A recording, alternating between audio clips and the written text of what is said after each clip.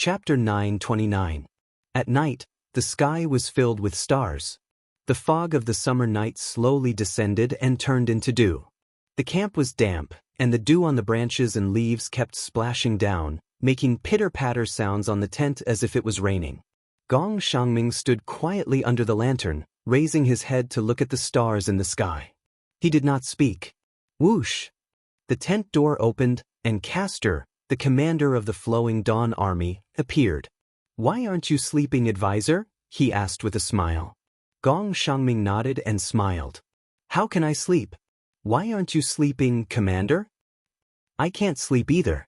Castor rubbed his nose and said, "Have you heard the news, advisor? The Eternal Night sect, the Blood Cloak sect, and the other sects have all surrendered to the four-winged angel, Zai. The entire Divine Cloak army is no longer under our control. It's as if it has become the private army of the Radiant Angel. This is not good. What else can we do?" Gong Xiangming seemed to be in a daze. "With the death of the marshal, we are without a leader. Neither you nor I have enough prestige to command the three armies.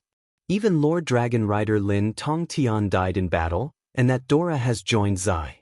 At this moment, they are the true rulers. We can only take things one step at a time. The rear supply route has been cut off time and time again. The light cavalry of the Longdan army camp sometimes gathers and sometimes scatters. They come and go unpredictably and have already burned more than 20 of our granaries. We can't even feed our soldiers a full meal anymore. The warhorses have been eaten in 3 days, and it will take at least 10 days to walk to Winterfrost City. What can these 150,000 soldiers eat to last 10 days? Gong Xiangming was silent. "You are the advisor. You should at least say something, right?" Castor said calmly. "All right." Gong Xiangming looked up at Castor and asked, "Commander, do you think we are humans or beasts?" "Nonsense, of course we are humans." "Then I am at my wit's end." "Then," Castor frowned and said, "what if we are beasts?" "Then there is a way to feed the army." "What way?" "Eating human flesh." Gong Xiangming's voice was soft but firm. "Those who achieve great things don't bother with trifles. From here to Winterfrost City, although the land is barren and there are few cities and towns, there are still some villages. Send our people into the villages to capture the civilians of the Qin Empire and eat them. That way, the army may be able to make it back to Winterfrost City." Castor instantly broke out in a cold sweat. If they followed Gong Xiangming's plan, the Tianji Empire would no longer be able to establish itself in the Shattered Cauldron realm in the future. After all, who would support a man-eating army? His eyelids twitched violently as he said, "Military advisor, this is simply heartless. If we really do this, the Tianji Empire can forget about ruling over the Shattered Cauldron realm." "Hee, Commander, do you still think the Tianji Empire can defeat the Qin army?" "What do you mean? There are at least 800,000 troops recruited by our empire and Lord Zhangcheng's troops. Why can't we win this war?" Gong Xiangming took a deep breath and said, "Because the Empress of the Qin Empire, Qin Yin, is back. With the loyalty of the people, and with the famous generals like Lin Muyu, Feng Jixing, Su Jiantao, and Wei Chou, how can we fight the Qin Empire? Even if we take a step back, we can only rely on the Dragon Knights. But now they have giant cannons that can kill the Dragon Knights. They are ahead of us in terms of weapons. If we continue to stay in the Shattered Cauldron realm, we will only be a burden to our homeland and the Tianji Empire. At that time, if the new emperor of the Celestial Empire, Qin Yu, uses force, I'm afraid even our homeland will be in the hands of others." Castor felt a chill down his spine. "Military advisor, are you serious? What else is there to hide from you?" Gong Xiangming turned around and patted Castor's shoulder lightly. He smiled and said, "Previously, we may have had some disagreements in terms of strategy and caused some misunderstandings. But now, there are no gaps at all. Commander, don't think that we are the victors anymore. The expeditionary army has already been defeated. If we continue to be stubborn, we will only push the Tianji Empire to the edge of a cliff. After all, the Tianji Empire is different from the Blackstone Empire. Our territory is vast and the people are rich. It is enough to compete with the Celestial Empire. We don't have to bet all our bets on the Shattered Cauldron realm. After all, in terms of military force and strategy, we have lost to the Qin Empire. Castor frowned. Military advisor, do you think we have lost to Lin Muyu and Feng Jixing in terms of strategy? Yes. Gong Xiangming admitted. We killed the enemy with an absolute advantage in military force, but we suffered a crushing defeat. At least half of the responsibility of military strategy and command has to be borne. Then what do we do now? Haven't we already decided to retreat?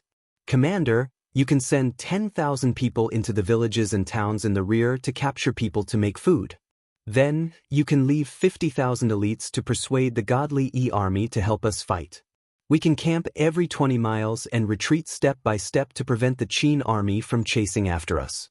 In this way, maybe we can return to Winter Frost City alive. Well, I got it. Thank you for your advice, military advisor. A ferocious smile appeared at the corner of Castor's mouth.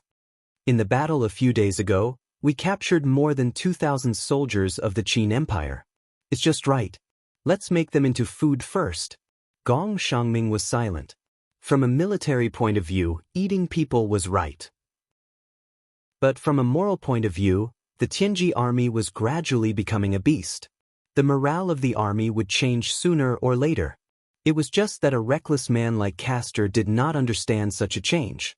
The next morning, the soldiers of the Liuji army got up one after another, ready to break camp and retreat.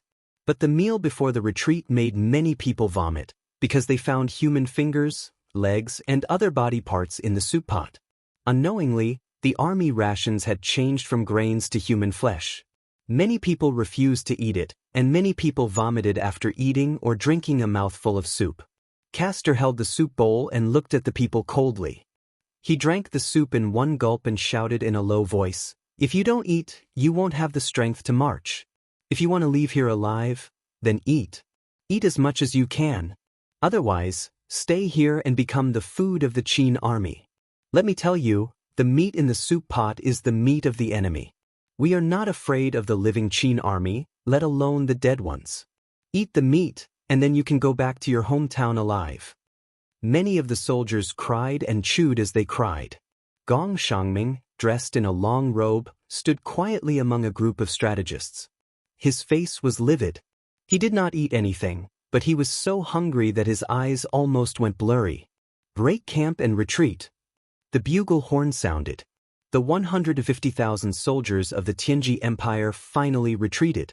In the west of Daojiang, behind a dilapidated steel wall, a scout of the Empire entered the main tent and said respectfully, "They have retreated." "That's great." Feng Jixing slammed the table and said, "Prepare to give chase immediately." The scout's face did not look too good. He said, "There's one more thing." "Oh, what is it?" "Say it," Lin Muyu said. The scout gritted his teeth and said, "Our people found out that they killed all the captives and used them as food last night. More than 2,000 people of the Empire who were captured, all died for the Empire." "Beasts, they are a bunch of beasts." Xiang Yu roared. Qin Yin's delicate body trembled slightly. She clenched her fists tightly. The golden flames between her eyelashes became even colder. Lin Muyu gently held her hand and said softly, "War is like this. We have seen a lot of such things over the years." "I know, but those soldiers of the Empire should not die like this. They will rest in peace because we will avenge them." Lin Muyu's words were sonorous. She said, "Since they are out of food, they will try their best to get food. Bring me the map and see which towns are on the way to Winter Frost City. We must reinforce these towns as soon as possible. We cannot let the people of the Empire continue to become food for the enemy."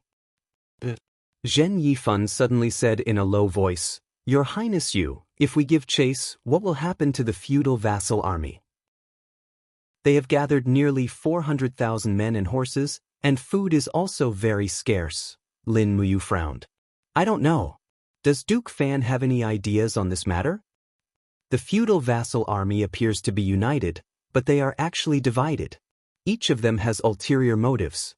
We must appease them well. Otherwise, there will be chaos. In that case, Duke Fan is the Empire's god of war. Your prestige is enough to intimidate these feudal vassals. Why don't you stay behind and appease them? This way, Commander Feng Jixing and I can focus on pursuing the enemy. Zhen Yifan nodded. Please rest assured, Your Highness Yin and Your Highness Yu. I will do my best. Yes. Qin Yin stood up and said, I will pursue the enemy with Commander Yu. Aunt C, you should stay behind as well and assist Duke Fan in appeasing the feudal vassals. We must be careful in this matter. Su Yu cupped her fists. Yes, Your Highness. So, it's decided? Feng Jixing asked. Qin Yin nodded. Good. Tell the 3 armies to prepare to cross the river and pursue them. In the afternoon, countless bamboo rafts and wooden rafts were placed in the Rice River. They joined together to form a man-made pontoon bridge. War horses neighed as they crossed the river. The waves of the Rice River were turbulent, but it could not stop the pursuit of the imperial army. Nearly 100,000 people had crossed the Rice River in less than 4 hours. However, they could not carry heavy weapons anymore. The pontoon bridge could not bear the weight of the heavy magic crystal cannons. Before evening, the cavalry led by Qin Yin, Lin Muyu, and Feng Jixing had already caught up with the Tianji Empire's army. After a fierce battle, more than 10,000 people were beheaded. It seemed that the Tianji Empire had lost their will to fight and was unwilling to continue the battle. They only left an army to cover the rear. However, they were unlucky. They were targeted by the main force of the Qin Empire's army. At midnight, the War Eagle Scouts reported that an army of the God Yi army had gone to Longhai County. There were nearly 50,000 residents in Longhai County. Once the hungry God Yi army arrived, almost all the civilians there would become food. Lin Muyu decided to split up the army. Feng Jixing, Tang Xiaoxi, and Xiang Yu would lead the main force to continue the pursuit. Meanwhile, he and Qin Yin would lead 20,000 cavalrymen from the Longdan army camp and go straight to Longhai County. Chapter 930. It was Longhai County, which was surrounded by mountains on 3 sides.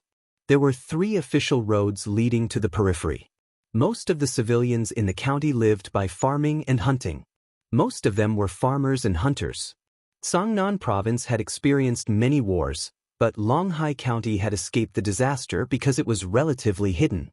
They had escaped the attack of the Iha Kingdom and the slaughter of the armored demon army of the Demon Clan, but they had not escaped the baptism of the Divine Cloth Army. At this time, the city walls were filled with the Divine Clothing Army in red armor. The city was filled with cries and shouts. The entire city had been sealed off. The Divine Clothing Army was capturing people in the city. Moreover, they did not intend to cook the people immediately. Instead, they wanted to feed the group of people. As they walked, they would eat them. They even wanted to dry the meat and use it as rations. This group of Divine Cloth Army soldiers were from the Eternal Night sect. They wore red armor and black robes. Most of them were practitioners, but most of them were in the human realm, the earth realm, and the heaven realm. Without food, they would also be hungry, and they were no different from mortals. In the city, the civilians were connected by iron chains, crying. They did not know what was waiting for them, but it was obviously not good. On the square, Jin Lun, the white-haired suzerain of the Eternal Night sect, was riding on a warhorse. He looked at his subordinates coldly and said, "Finish the battle quickly. We must leave this city in 2 hours." A Chiliarch asked, "Suzerain, no, Commander, we have captured a lot of beautiful women. What should we do?" Jin Lun was a little angry. "You still want to kill women at this moment? You are courting death. Send my order to kill them all. We must not be dragged down by women. What we need is food. Immediately rob their granaries and use them as food for the army." "Yes." Before he could finish his words, a rider arrived. It was a messenger with a Saint Realm cultivation base. He cupped his fists and reported, "Sovereign, there are people coming from outside. There are many torches in the distance, and all of them are cavalries. It seems like they are the main force of the Qin army." "Main force?" Jin Lun narrowed his eyes. "Humph, how many people are there?" "About 20,000. The Qin army is too arrogant. How dare they take the initiative to attack us with 20,000 people? Don't they know that there are 30,000 divine cloth army in this small Longhai county? Send my order to prepare for battle. Rely on the strength of the city to repel the enemy. Open the east gate of the city. Once they are stopped, immediately retreat from the east gate. Yes. Under the moonlight, the soldiers of the Longdan army had arrived at the west gate of Longhai County. Under the moonlight, the soldiers of the Longdan army led Lin Muyu soldiers in the city. Under the city, the soldiers of Longhai had arrived. Of guards of the Longdan Longhai County. On the city wall, the soldiers of the Divine Cloth Army were waiting in formation, holding bows and crossbows in their hands.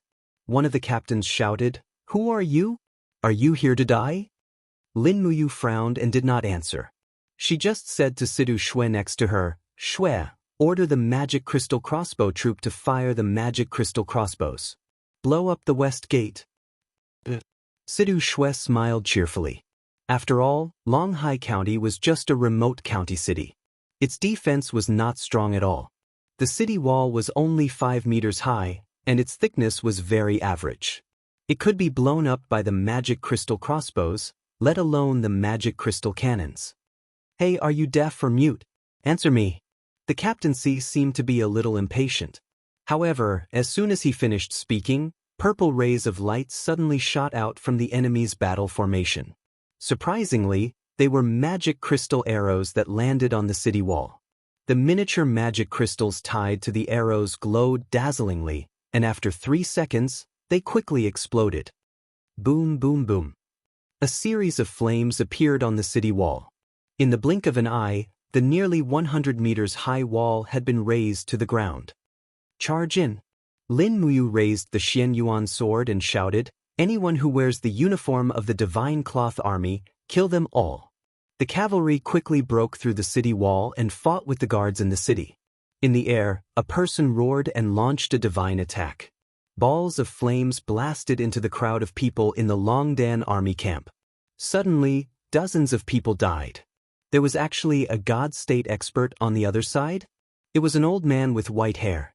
But obviously he was not worthy of respect at this time. He was just a killing maniac. "I'll take care of him."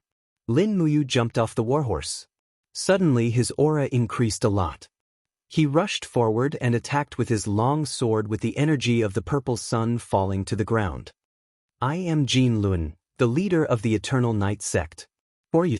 Tell me your name." In the dark, Jin Lun could not see Lin Muyu's face at all. He could only see the golden sword in his hand. But he could not hear the answer. Crack. The Xianyuan sword was so sharp that it instantly sliced through the steel sword in Jin Luan's hand. Following the momentum, it sliced Jin Luan's head and shoulders into two. A mere godly state expert at the 28th level of Grotto Heaven was completely unable to withstand Lin Muyu's attack. "Lin Muyu," he said softly. But he realized that Jin Luan was already dead. He was destined not to hear this sentence. The leader is dead. The leader is dead in battle. The leader was killed. The crowd was in chaos. The main force of the Divine Cloth Army, which was made up of cultivators from the Eternal Night sect, seemed to have lost their backbone in an instant. Lin Muyu, who was holding the Xianyuan sword, waved her long sword like a god of death. It was as if there was no one around her. When a few captains were trying their best to maintain the momentum of defeat, another golden light bloomed in the sky. It was Qin Yin's golden wings. The eyes of the blazing dawn slowly opened, and the Divine Cloth Army almost instantly lost the ability to fight. Terralin, Lake, Zhou Shimin, and other battle angels took advantage of the situation and swept across. Sidu Shui, Fengxi, and others on the ground quickly killed them. The God E army had already been defeated. Even if their cultivation level was higher than the ordinary soldiers of the Longdan army camp, these God E army were not real soldiers after all. When they encountered such a battle formation, they would naturally panic. With the presence of gods such as Lin Muyu, Qin Yin, and Terralin, it was not surprising that they were defeated. In this way, there was a chaotic battle in the city. It was not until the early morning of the next day that the battle ended. The Longdan army camp wiped out nearly half of the God E army with the loss of 4,000 people. Under such an advantage, they still had to pay 4,000 people for killing 20,000 people. It was enough to show that the reputation of the 7 great sects of the celestial pole continent was not undeserved. However, this battle had also greatly affected the arrogance of the God E army, and the nearly 10,000 people who fled had no fighting spirit to speak of. On the 19th of July, after a short rest and feeding of the warhorses, the Longdan army camp attacked again in the morning. In less than an hour, they caught up with the defeated 10,000 God E army in the valley between 2 mountains and quickly massacred them. This time, the loss was very small. The entire 30,000 people of the God E army were all killed, and there were no more than 100 people left alive. It could be said to be extremely tragic. On the 20th of July, the main forces of Feng Jixing and Tang Xiaoxi fought with the main forces of the Flowing Wind Army in Yang County, killing more than 30,000 people, and the Flowing Wind Army continued to be defeated. On the 22nd of July, Lin Muyu led the Longdan army camp to annihilate a group of scattered soldiers of the Flowing Wind Army at the south bank of the Daojiang tributary, killing more than 4,000 people. On the 24th of July, the main forces of Feng Jixing and Tang Xiaoxi caught up with Castor's troops again. They fought for 2 days and 2 nights at the border of Lingdong province, killing more than 10,000 people. On the 25th of July, the army of Xiangyu killed more than 3,000 people. On the 26th of July, the armies of the Tianji Empire and the Qin Empire entered the territory of Lingdong province.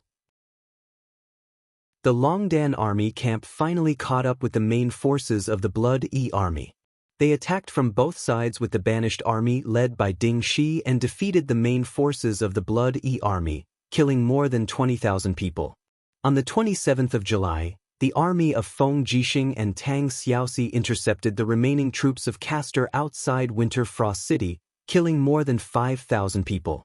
On the 28th of July, a total of 5 armies including the Longdan army camp, the Forbidden Army, and the Banished Army arrived at Winterfrost City one after another and recaptured the Dongdu. On the 3rd of August, with the mediation of Gong Shangming, the Flowing Wind Army and the Godly E Army joined forces again and fought with the main forces of the Qin Empire 300 miles north of Winterfrost City, but they were defeated. On the 17th of August, Zai and Gong Shangming officially returned to the Tianji Empire from the East Sea in search of warships, with less than 10,000 people remaining.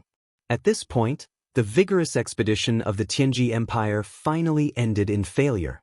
The 400,000 troops occupied 42 states on the territory of the Qin Empire at most, but they still failed at the last moment. The total number of soldiers who returned to the mainland was less than 10,000, and the whole country mourned. At the same time, the Battle of Tsangnan Province, which lasted more than a month, finally ended. From Tsangnan Province to the Dongdu, the army chased and killed more than 310,000 enemies with the momentum of conquering the country. On the 14th of September 7742 of the Empire calendar, it was autumn. The Empress Qin Yin returned to Lanyan City under the escort of nearly 100,000 soldiers. The army was majestic and stretched for 5 miles.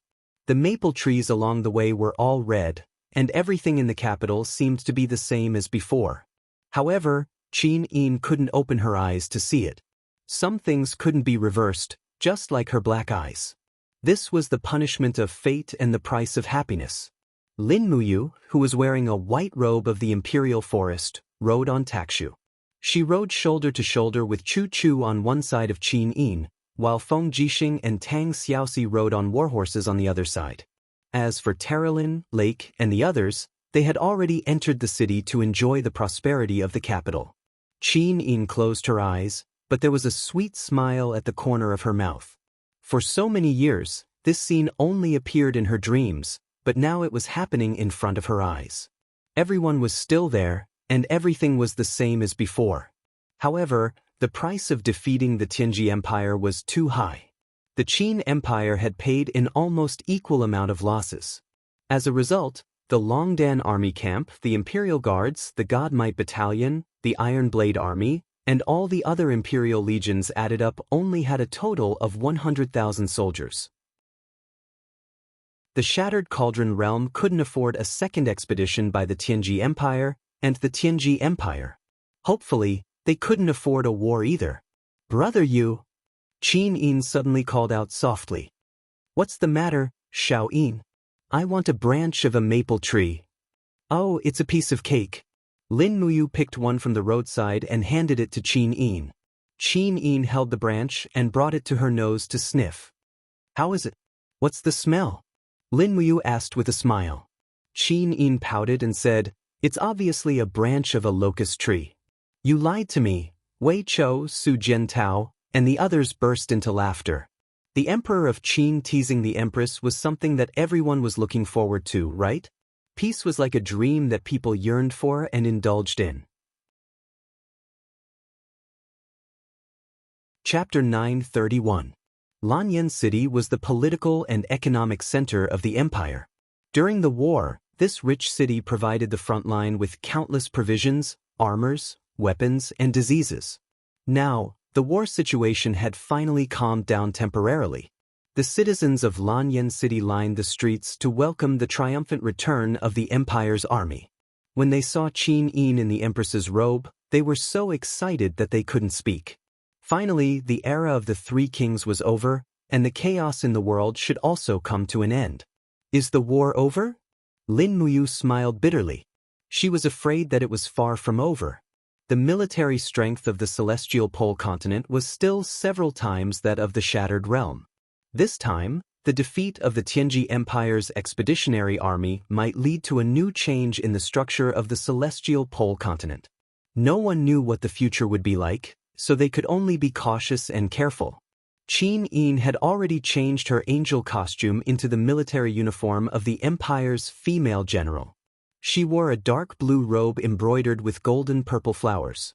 This was the standard attire of the Empress during the war, but she kept her eyes closed and followed Lin Muyu all the way to Zetian Palace Hall. Behind the Empress, the imperial guards who had gone to war had already been reduced from more than 100 to at least less than 30. It was very dismal. At least, the empire's generals were still intact. At least, Lin Muyu, Feng Jixing, Qin Yan, Wei Chou, Su Jiantao, Zhen Yifan, and the others were still alive. These people were the cornerstones of the empire. Qin Yin was very clear that if the soldiers were gone, they could be recruited again. If the famous generals were gone, then it was unknown when a new famous general would emerge. The Zetian Palace Hall had already been cleaned in advance. It was solemn and splendid. Everyone walked slowly into the main hall without resting. There were still many things to deal with after the war, so this afternoon was bound to be very busy. Your subjects welcome your highness back to the court. Everyone knelt down one after another. Even the three kings, Lin Muyu, Qin Yan, and Feng Jixing, knelt at the front of the officials. They were distinguished lords, but in front of Qin Yin, they were still officials. Everyone please rise. Qin Yin stood up and walked step by step to the edge of the imperial steps. She bowed to the crowd and said, I haven't been in the empire for many years. Everyone has worked hard. It is because of everyone's blood that the Qin clan can still stand on this continent. I, Qin Yin, thank you all on behalf of the Qin clan. Everyone said in unison, we have no regrets serving the empire. Qin Yin looked at Lin Muyu and said, Your Highness Yu. Lin Muyu was stunned. Xiao Yin. Qin Yin nodded and slowly knelt in front of Lin Muyu. She smiled faintly and said, Big brother Yu, you were originally a genius and could live a Xiaoyao's life without caring about worldly affairs. But because of Xiao Yin, big brother Yu has suffered so much for so many years. I know it's all my fault. It's hard for you to meet me. She was very moved. The eyelashes under her eyes trembled slightly as she knelt on the ground. Lin Muyu hurriedly walked forward and held her arms. She said softly, Xiao Yin, you are crazy. You are the empress. How can you kneel to an official? Quickly get up. Qin Yin pursed her red lips.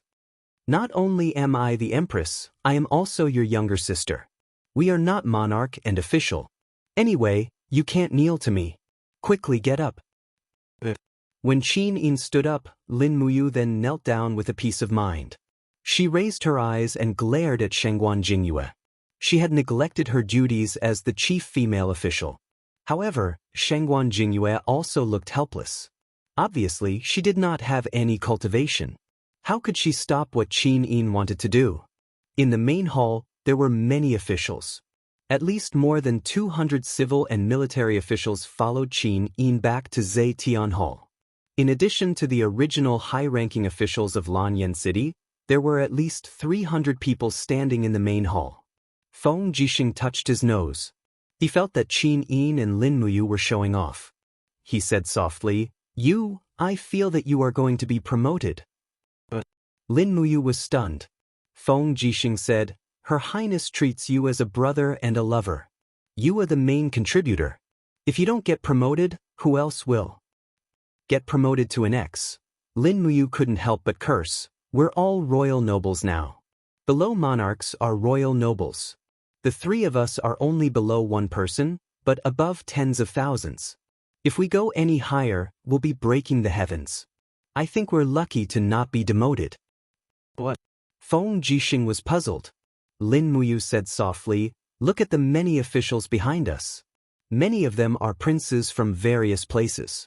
Their troops will soon arrive at Lanyan City. It is called rescuing the emperor, but in fact, they are taking advantage of the empire to ask for official positions. Just wait and see. Now that Xiao Yin is back, the three of us will definitely not be able to stay as princes for long. Feng Jixing frowned. You are right. I should have thought of this a long time ago.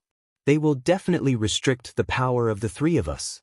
However, as long as we hold the military power in our hands, everything will be fine. The crux is that we don't have the military power in our hands. Lin Muyu said, Look, my Longdan army camp and your imperial guards only have a total of less than 30,000 people. It's pitifully small. Any one of these honest princes behind us might have a military power that surpasses ours. The actual situation is that our army has been depleted in battle, while the military power of this group of people is still very intact. Feng Jixing clenched his fist. It's fine. Don't worry. We are gods, and you are a god who possesses a supreme character. If they really make things difficult for us, we'll just kill every prince that comes. What's the big deal? Then the world will probably really be in chaos. Lin Muyu glared at him. Brother Feng, you are too straightforward. You try to discuss everything with me first before making a decision.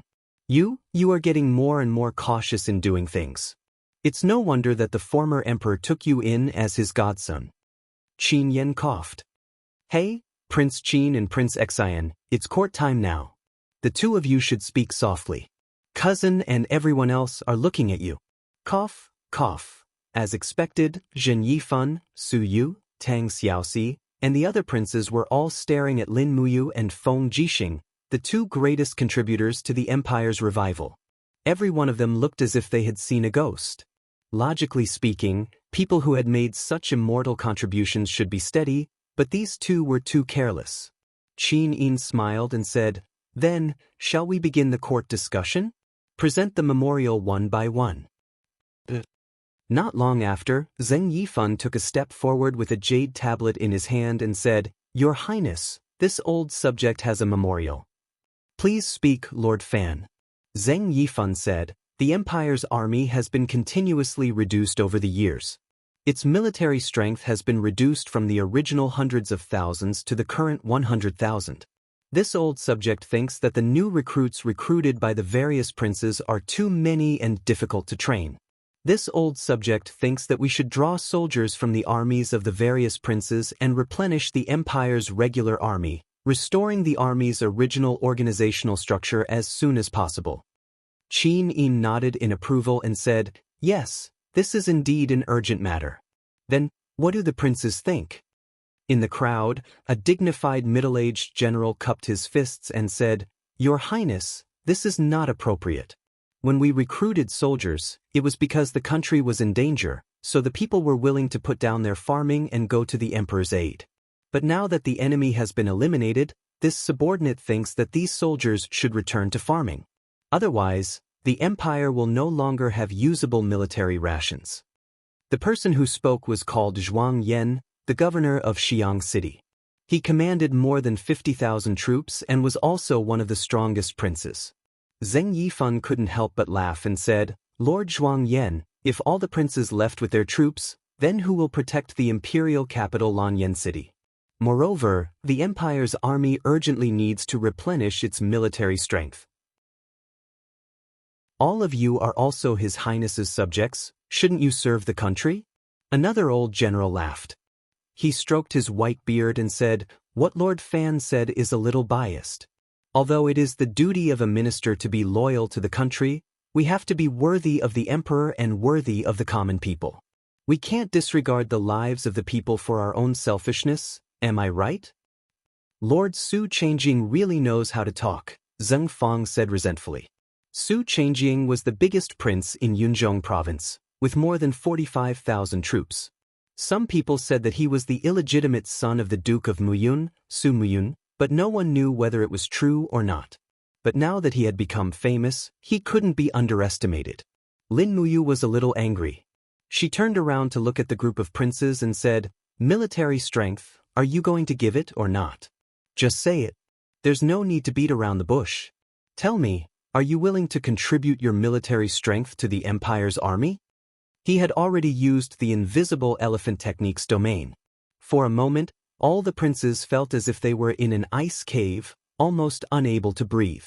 "Of course, there's nothing we can't do," Su Changjing said.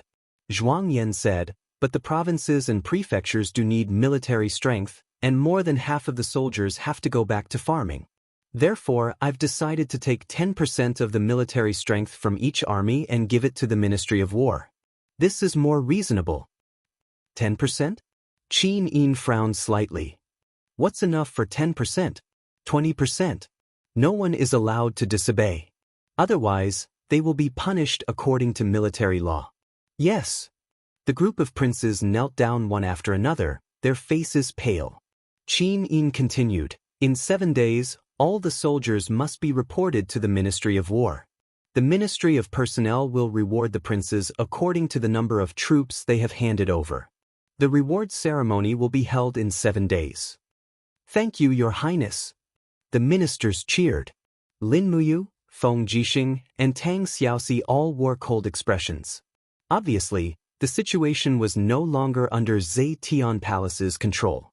The princes had their own ideas, and the people's hearts were in chaos. Late at night, there was a sea of sparks outside Lanyan city. The troops of various princes arrived one after another. In the darkness of the night, a group of noble generals dressed in brocade entered a large tent in the chaotic camp. They were the princes with strong military strength who had been in Zhe Tian Palace during the day. Zhuang Yan, Su Changjing, Lu Shiyu, and the others were among them. Chapter 933. Servants, serve the wine. This was Zhuang Yan's main tent, so naturally he was the host. Zhuang Yan had close to 60,000 soldiers under his command. He had brought almost all the soldiers he could gather from the entire Swift White province. As the most powerful feudal lord, he seemed to have other plans. Su Changjing, Lu Shiyu, and the others sat down one after another. They looked at each other, not knowing why Zhuang Yan had called them here. "The song and dance can begin now," Zhuang Yan said lightly. Inside the barracks, slender women in black cloaks walked in one by one. Under the illumination of the candlelight, their beautiful faces were extremely moving. What was unimaginable was that there were actually dozens of high-quality beauties hidden within the army. However, it seemed that these beauties were merely Zhuang Yan's exclusive pets. The dancers raised their hands and untied the cloaks in front of their chests. When the cloaks fell to the ground, everyone's eyes lit up. These dancers only wore close-fitting silk dresses, which outlined their graceful figures very enchanting. Their bodies swayed gently, and it was extremely beautiful. "Everyone, how are the beauties of my Swift White province?" Zhuang Yan suddenly asked. Su Changjing was startled, then he smiled and said, "Very good. The Swift White province is indeed a good place to nurture such stunning beauties." Zhuang Yan raised his cup and laughed. "Come, let's drink to the brim first." No one dared to disrespect Zhuang Yan. Everyone raised their cups. After 3 rounds of wine, Zhuang Yan waved his hand. Immediately, the dancers took their seats. Almost every feudal lord had a dancer beside him. Zhuang Yan squinted his eyes and smiled. There's wine for today. Please don't let this good time go to waste. Haha. Bai Ling City's prefect Lu Xiu frowned and said, Lord Zhuang Yan, I wonder why you called us here. Zhuang Yan said, It's nothing important. I just wanted to invite all of you here for a banquet. Why, Prefect Lu, do you think I have something on my mind? Ha. Lu Xiu cupped his fists. No, please don't think too much. No, I really do have something on my mind. Zhuang Yan's voice suddenly became stern. Immediately, all the vassals looked over. Zhuang Yan seemed to be a bit drunk as he stood up shakily. Holding a wine cup in his hand, he said, We are all subjects of the empire, and we have worked hard for the sake of protecting the emperor. Today, the forces gathered by all of you here are more than 10,000 men. We have dragged out an ignoble existence in our respective cities, seized cities from the enemy, and slaughtered their soldiers. However, to this day, we have not received any rewards. Why is it that Wei Chou, Su Jiantao, and the others have been promoted to nobility and given more contributions? It's only because they are the direct subordinates of Qin Emperor Lin Muyu. I, Zhuang Yan, feel sorry for everyone here. Su Changjing remained silent. Lu Xiu, on the other hand, put down his wine cup with an indignant look on his face and said, That's right, they look down on our background and think that we are just local tyrants. The words of Zetian Palace have never been in our hands. Her Highness, the Empress, has only put people like Zhen Yifan, Su Yu, Lin Muyu, and Feng Jixing in important positions. She has nepotism, and vassals from other places like us will never have a chance. That's right. A burly man stood up. He was the prefectural governor of Tianshu province, and his name was Zhou Heng. He had gathered more than 20,000 soldiers.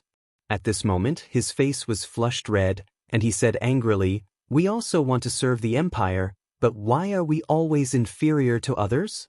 Zhuang Yan smiled faintly and said, That's right, that's the reason. If we hand over our military power, I'm afraid that we will soon become fish on the chopping board, waiting to be slaughtered. Everyone, we have to think about our future and prospects. Su Changjing narrowed his eyes and asked with a smile, Then, what exactly do you think, Sir Zhuang Yan? Zhuang Yan laughed heartily and suddenly threw his wine cup to the ground. The world should be governed by the people of the world. Why should one person have the final say? Everyone was shocked. Zhuang Yan's words were no different from treason. Lu Xiu frowned and said, Sir Zhuang Yan, please be careful with your words. Her Highness is benevolent and has never done anything that would harm the common people. If your words are heard by the three dukes or Princess Shi, I'm afraid you will have to bear the consequences. Are you afraid, Sir Lu? Zhuang Yan smiled and pointed at the door. The door is over there. If Sir Lu is afraid, please leave. I, Zhuang Yan, do not keep cowards in my tent. Lu Xiu gritted his teeth. When he came in, he saw many guards outside the tent. If he really went out, he might not have the chance to return to his tent. Zhuang Yan was a ruthless person, and there was nothing he couldn't do. I'm not afraid, I'm just worried, Lu Xiu said. Don't worry. As long as the feudal vassals stick together, what can they do? Zhuang Yan said. Yes. Everyone agreed in unison. Su Changjing said, Then what does Sir Zhuang Yan want? Zhuang Yan said, Doesn't Her Highness want 20% of our military strength? Then give it to her. After everyone returns to the camp, pick out the old, weak, and sick in the army and hand them over to the Ministry of War.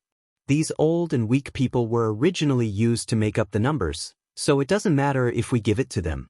In addition, please gather your encampments and surround the swift White Province's feudal army. Don't let them break through one by one. Yes, that makes sense. Zhuang Yan squinted his eyes and said, In addition, we have to submit a joint memorial. Oh, what memorial? Su Changjing was stunned. Power reduction. For the stability of the people of the empire, power must be reduced. Whose power is reduced? The 3 dukes, 4 dukes, and 5 marquises. Everyone fell silent. The 3 dukes, 4 dukes, and 5 marquises were all important officials of the empire. Other than Yao Yuan, the Marquis of the Tranquil Sea, and Luo Exin, the Duke of the North, the rest had made great contributions to the empire. It wouldn't be easy to reduce their power. Zhuang Yan seemed to have seen through everyone's doubts. He smiled and said, "I know that everyone thinks this is difficult, but it's actually not that difficult. We only need to submit a request. The decision can only be made by Her Highness. All we need to do is to put on a show. Only by reducing the power of the 3 dukes will we have a chance, right?" Everyone nodded in unison.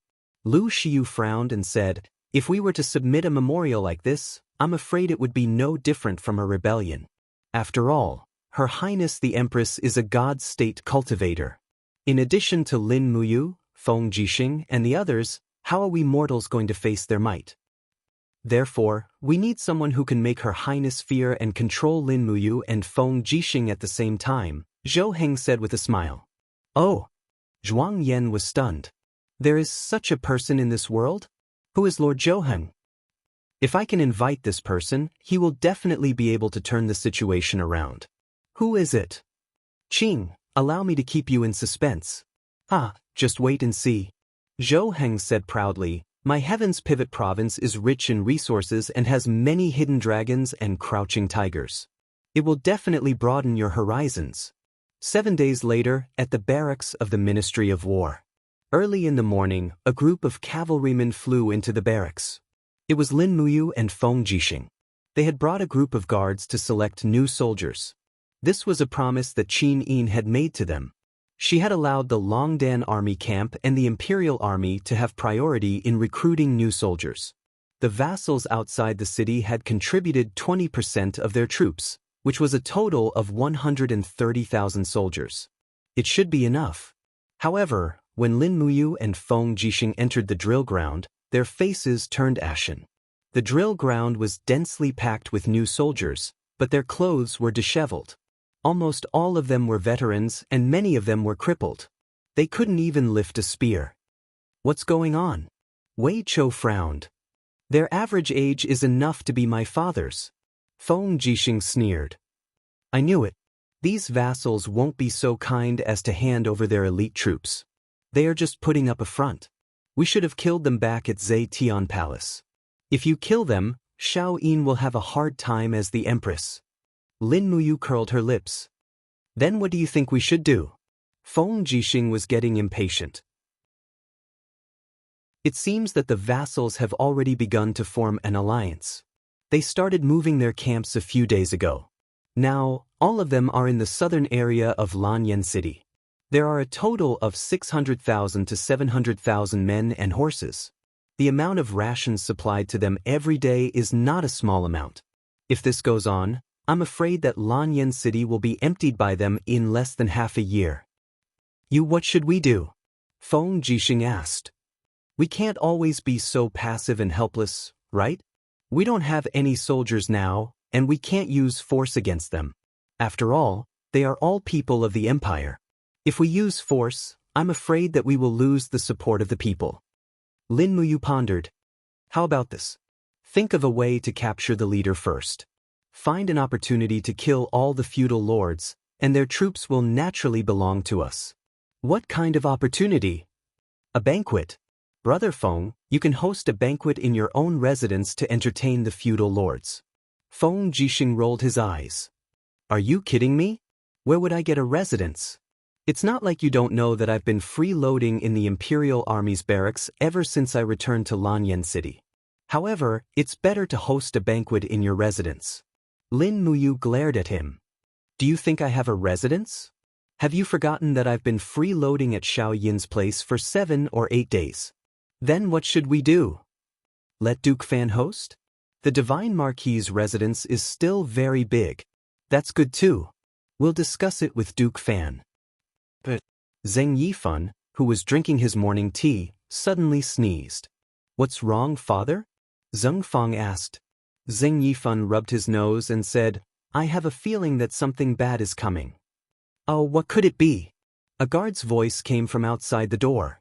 "Duke Fan, Prince Qin, Prince Exin, and Duke Wei are here." Sure enough, something bad is coming. Xing Yifan squinted his eyes and smiled. These people are definitely not good. Zheng Fang. 10 minutes later, Zheng Yifan's face was ashen after listening to Lin Muyu's words. Duke Fan, please make a decision with benevolence and justice. Lin Muyu said, Brother Feng and I don't have a decent residence in Lanyan City. Your divine marquis's residence is so spacious. Moreover, with your reputation, the feudal lords will definitely come. Xing Yifan took a deep breath. When will the banquet be held? 3 days later. Then all right. Xing Yifan raised his head and looked at Lin Muyu and Feng Jixing. Does Her Highness know about this? I don't know. The two of you are really daring. Duke Fan is too kind. Chapter 934. However, before Feng Jixing and Lin Muyu had even stepped out of the door, the sound of hurried footsteps could be heard from outside. A guard from the Divine Marquis residence said respectfully, Duke Fan, Sir Zhuang Yan has sent someone to deliver an invitation. He said that there will be a banquet at the Drunken Immortal restaurant tomorrow afternoon, and Duke Fan is invited. The Drunken Immortal restaurant? Zheng Yifan frowned and said, Call him in. The person sent by Zhuang Yan did not look like a soldier, but more like a businessman. He was fat and had a mustache. When he saw Lin Muyu and Feng Jixing, he immediately smiled and said, So your highnesses are here too, that's even better. Both of you are also invited to the Drunken Immortal restaurant tomorrow afternoon. This is Sir Zhuang Yan's invitation. He took out 4 invitation cards at once. Not only were Xing Yifan, Lin Muyu and Feng Jixing invited, even Wei Chou was included. What is Sir Zhuang Yan planning to do? Lin Muyu asked. The messenger shook his head and said, This lowly one is just a messenger. As for the details, this lowly one doesn't know. However, Lord Zhuang Yan said that tomorrow at noon, there will be an earth-shattering announcement at the Drunken Immortal Inn. I hope that the 2 princes, Duke Fan, and Minister Wei will not miss it. Who else did he invite? Feng Jixing asked. The 3 highnesses, the 3 dukes and many marquises have been invited.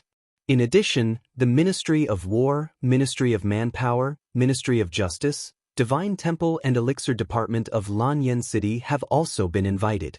There are about 100 people in total. All right, that's all. You can go now. Tell Zhuang Yan that we will be there on time tomorrow. Yes, then I'll take my leave.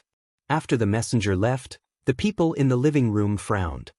His movements are quite fast. We didn't even have time to make a move before he made the first move, Lin Muyu said lightly. Tomorrow's lunch at the Drunken Immortal restaurant won't be that delicious. Xing Yifan nodded. A few days ago, I heard that Zhuang Yan had also invited the various feudal princes to a banquet. Lu Xiu, Su Chengjing, Zhou Heng, Zhao Xinpei, Yang Zhong, and the other feudal princes were all present. The imperial army only has 100,000 troops, but the hundreds of feudal princes have 6 or 7 times more troops than us. They can already be considered to have the power to decide life and death. As he spoke, Xing Yifan sat down and sighed. Originally, we could enjoy peace after defeating the celestial pole continent, but I didn't expect that the empire's chaos had only just begun. Feng Jixing said, Zhuang Yan and the others don't have good intentions. In my opinion, we should cut the Gordian knot and kill the feudal princes' leaders, ending all troubles once and for all. Your Highness Prince Exant, times have changed. It's no longer the time for you to kill hundreds of generals in the 7 seas. Back then, the main forces of the Empire's army still existed and Tang Lan was still around, so they still had some reservations. But now, the chaos in the feudal vassal states' armies is no longer something that people like Tang Lu can compare to. Zhuang Yan, Su Chengjing, and Lu Xiu. Which one of them isn't a sly old fox? If we really kill them with our status as Divine Realm experts, their subordinates will also lead their armies to attack Lanyan City.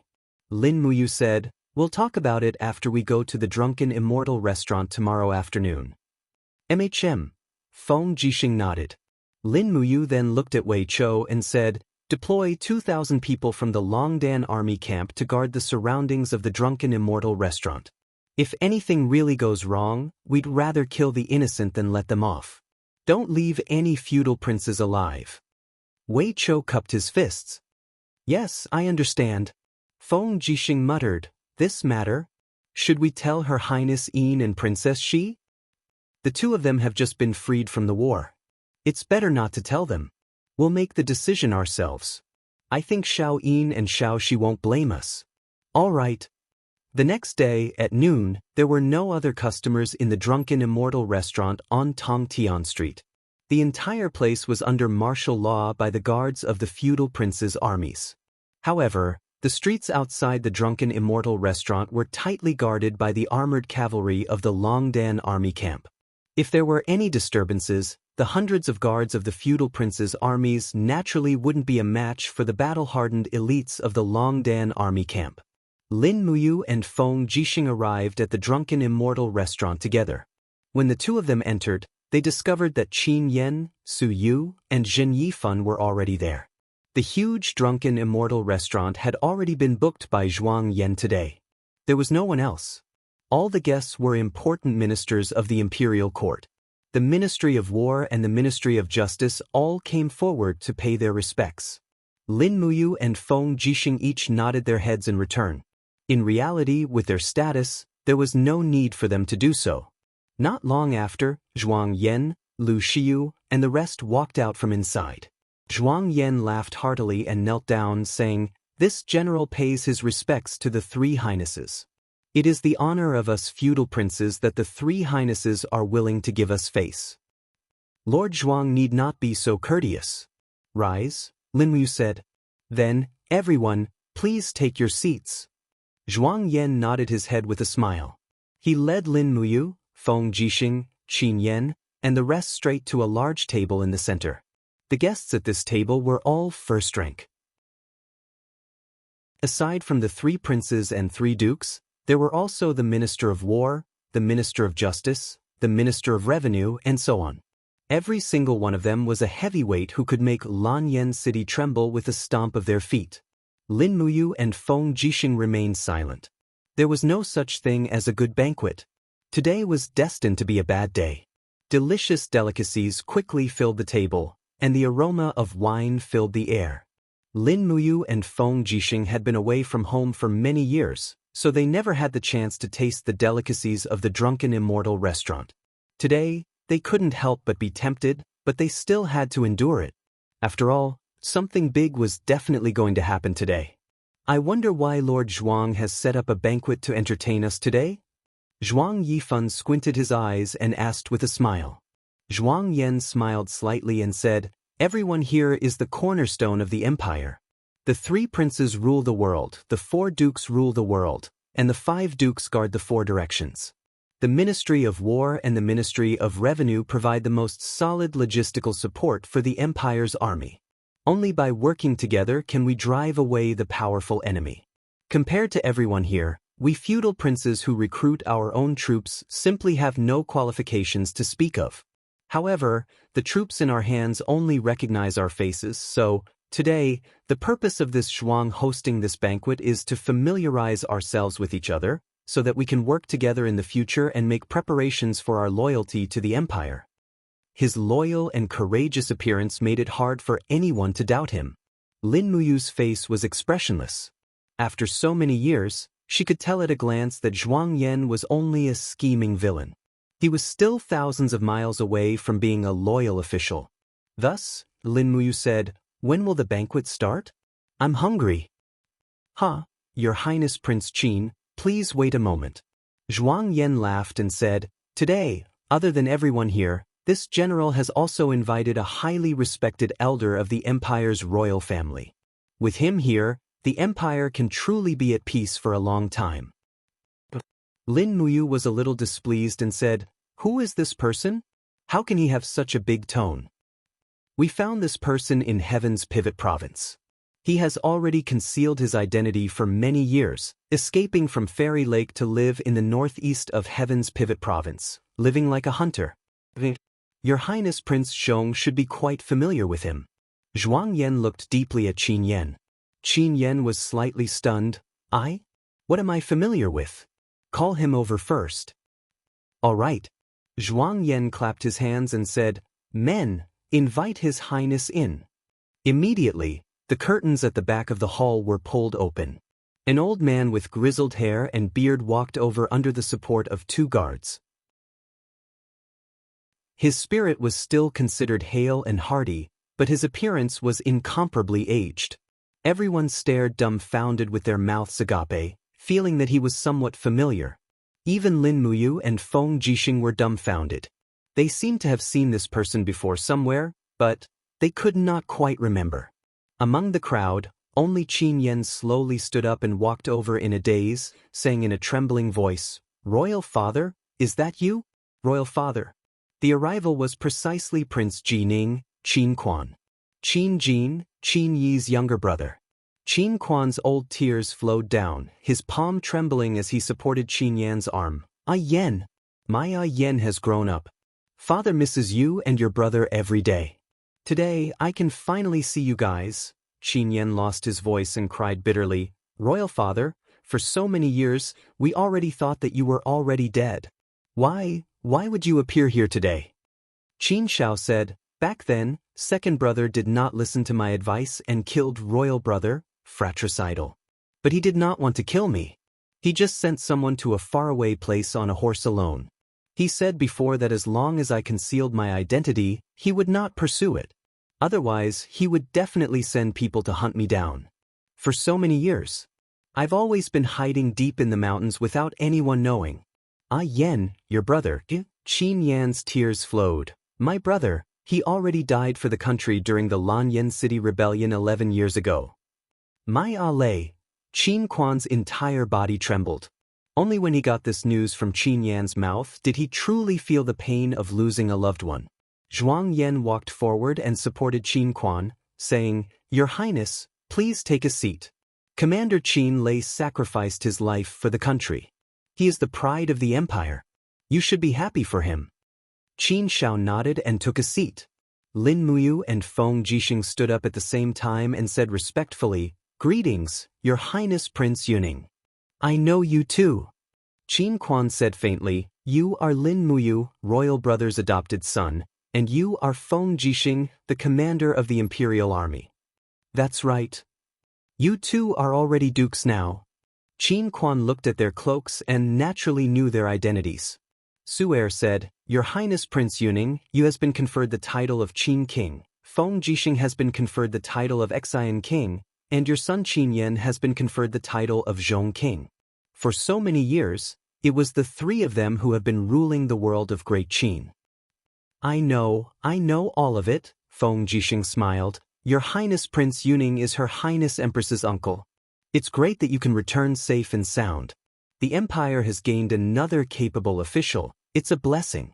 Why don't Your Highness be escorted by us to Zetian Palace to see Her Highness Empress? Qin Quan was startled and didn't say anything. Instead, Zhuang Yan smiled. Your Highness Prince Yuning must be tired from the journey. Don't rush to see Her Highness Empress for now. Why don't you wait for the morning court meeting? Feng Jixing said coldly, Since when did a small governor of Xiang City like you have the right to decide Prince Yuning's matters? His words were filled with murderous intent, and Zhuang Yan couldn't help but turn pale. Lin Muyu quickly pressed her hand on Feng Jixing's wrist and said, Brother Feng, let's wait for Prince Yuning's opinion first.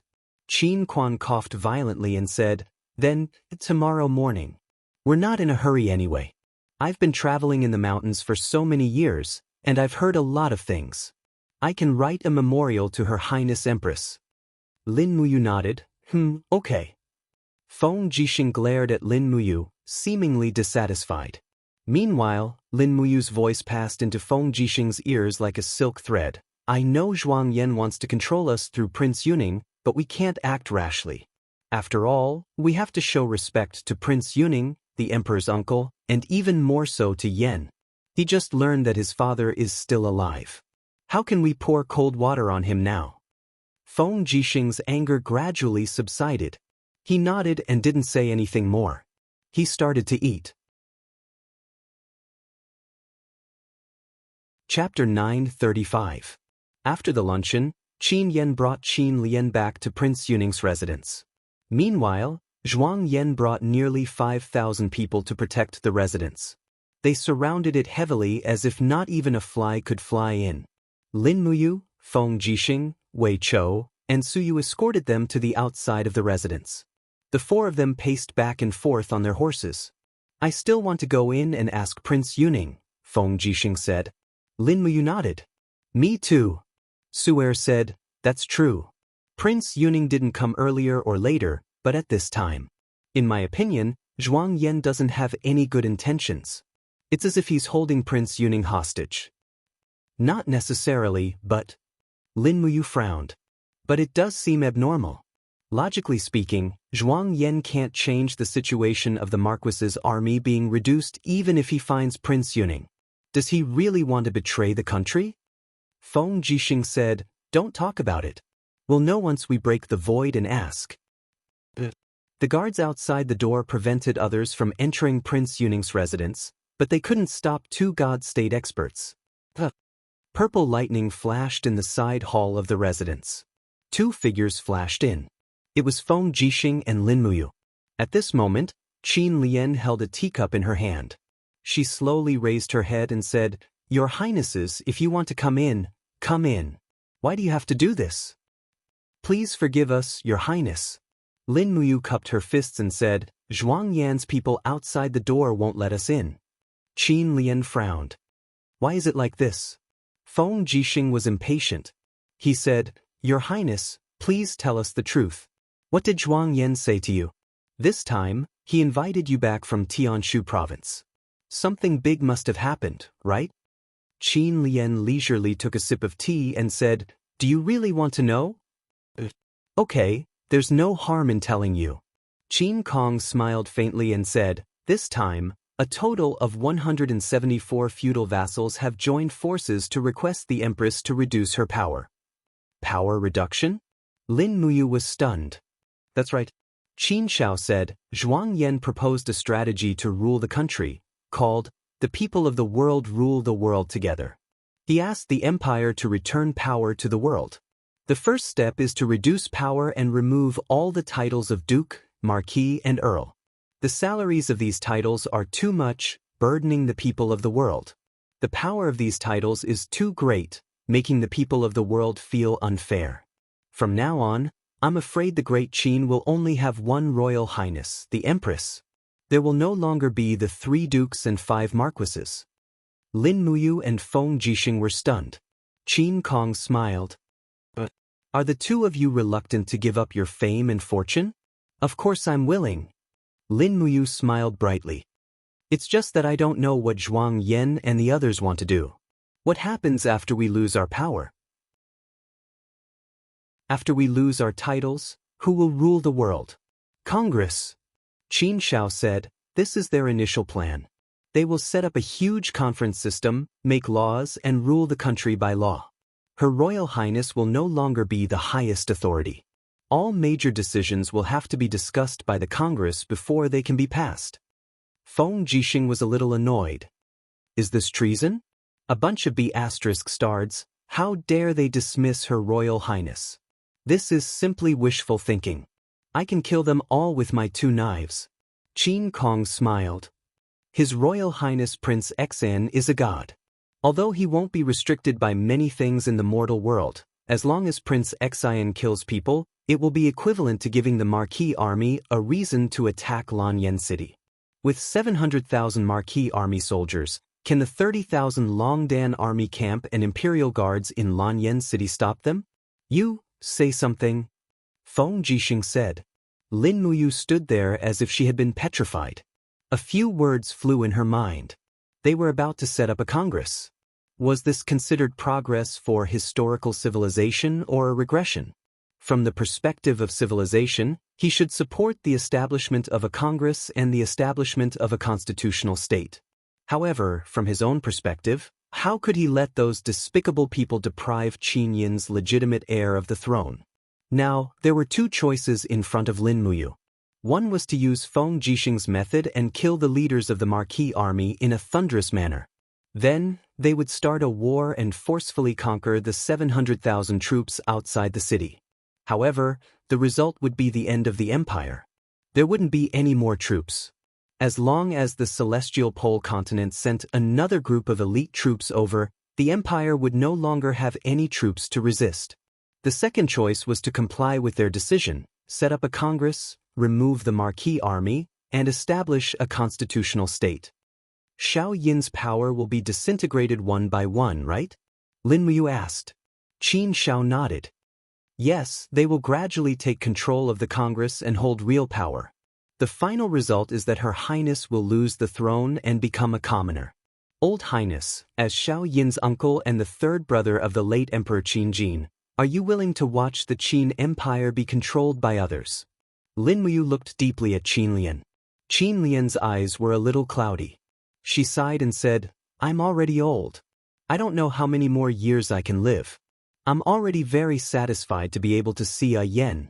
Do you want me to see the Qin Empire fall apart, you? If we comply with the will of Zhuang Yan and the other marquis, the empire can still protect itself. If we don't comply, I'm afraid the Qin Empire will fall apart in 3 years. So be it. It's fine if I don't become the Qin Emperor, Lin Muyu said dejectedly.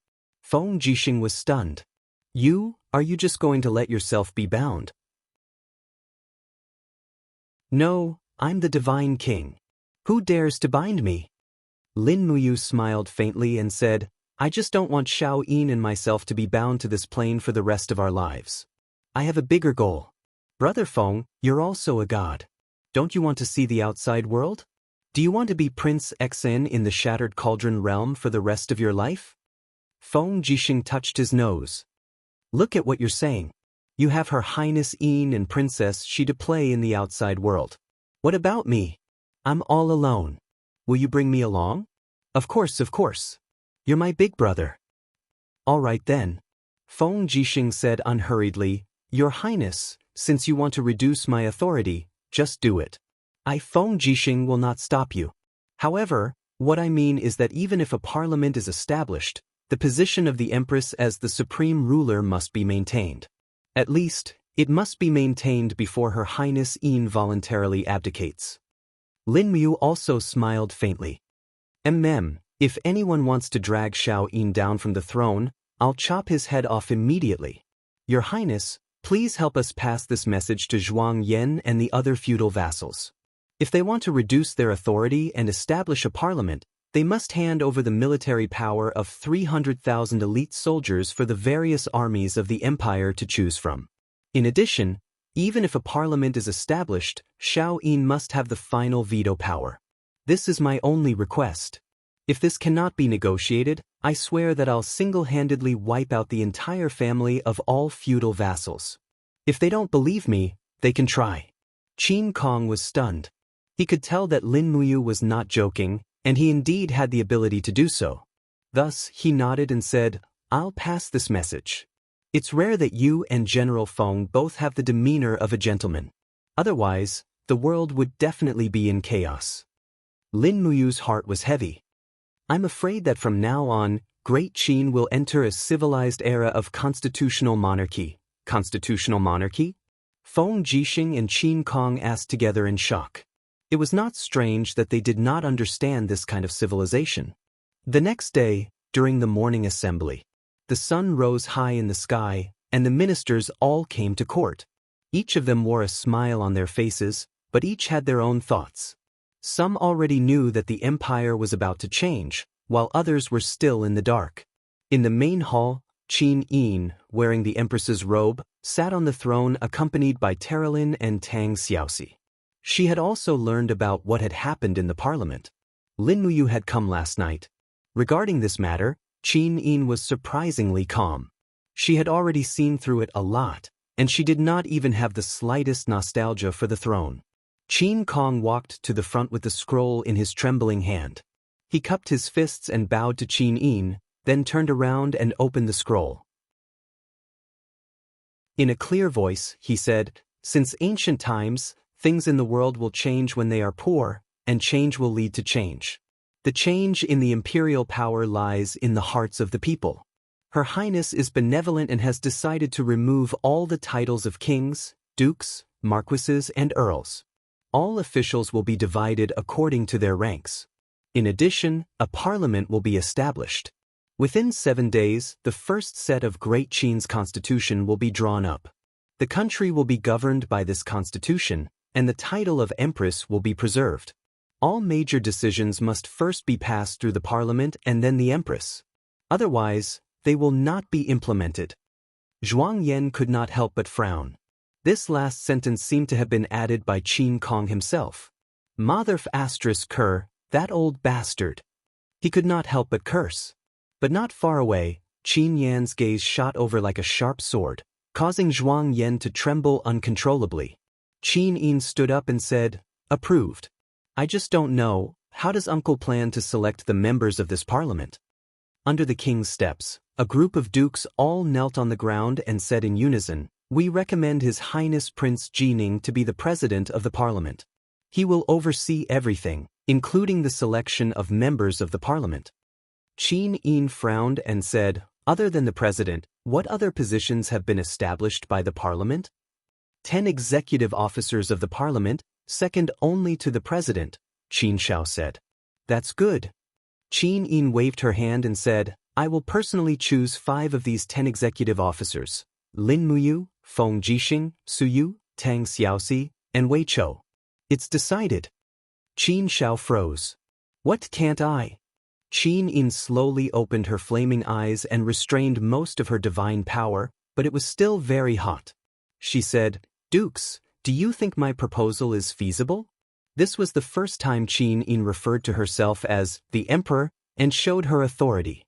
All the dukes knelt at almost the same time. "Yes, it's feasible. We will obey your highness' order." The corner of Lin Muyu's mouth rose. As expected, Qin Yin easily did it. As long as her 5 people entered the parliament and occupied half of the 10 executive officers, the overall situation would not be affected by others. And what Lin Muyu wanted was just for the dukes to hand over half of their military power. As long as she had troops in her hands, there was no need to fear that this parliament would break the heavens. After that, the entire afternoon's discussion became simple. The personnel of the parliament was confirmed. Other than Lin Muyu, Feng Jixing, and the other 5 executive officers, Zhuang Yan, Lu Xiu, Su Chengjing, Zhou Heng, and Yang Zhong occupied the remaining 5 positions. The identities of 214 members of the parliament were quickly confirmed. Most of them were dukes. The constitutional monarchy was slowly being implemented. Of course, how many people could clearly see the undercurrents flowing under the surface? Chapter 936. Holding the golden token in their hands, Lin Muyu, Feng Jixing, and Qin Yan knelt on one knee and raised the token of Emperor Qin, token of Emperor Exin, and token of Emperor Loyalty. Meanwhile, Shangguan Jingyue collected them one by one and put them on the maid's tray.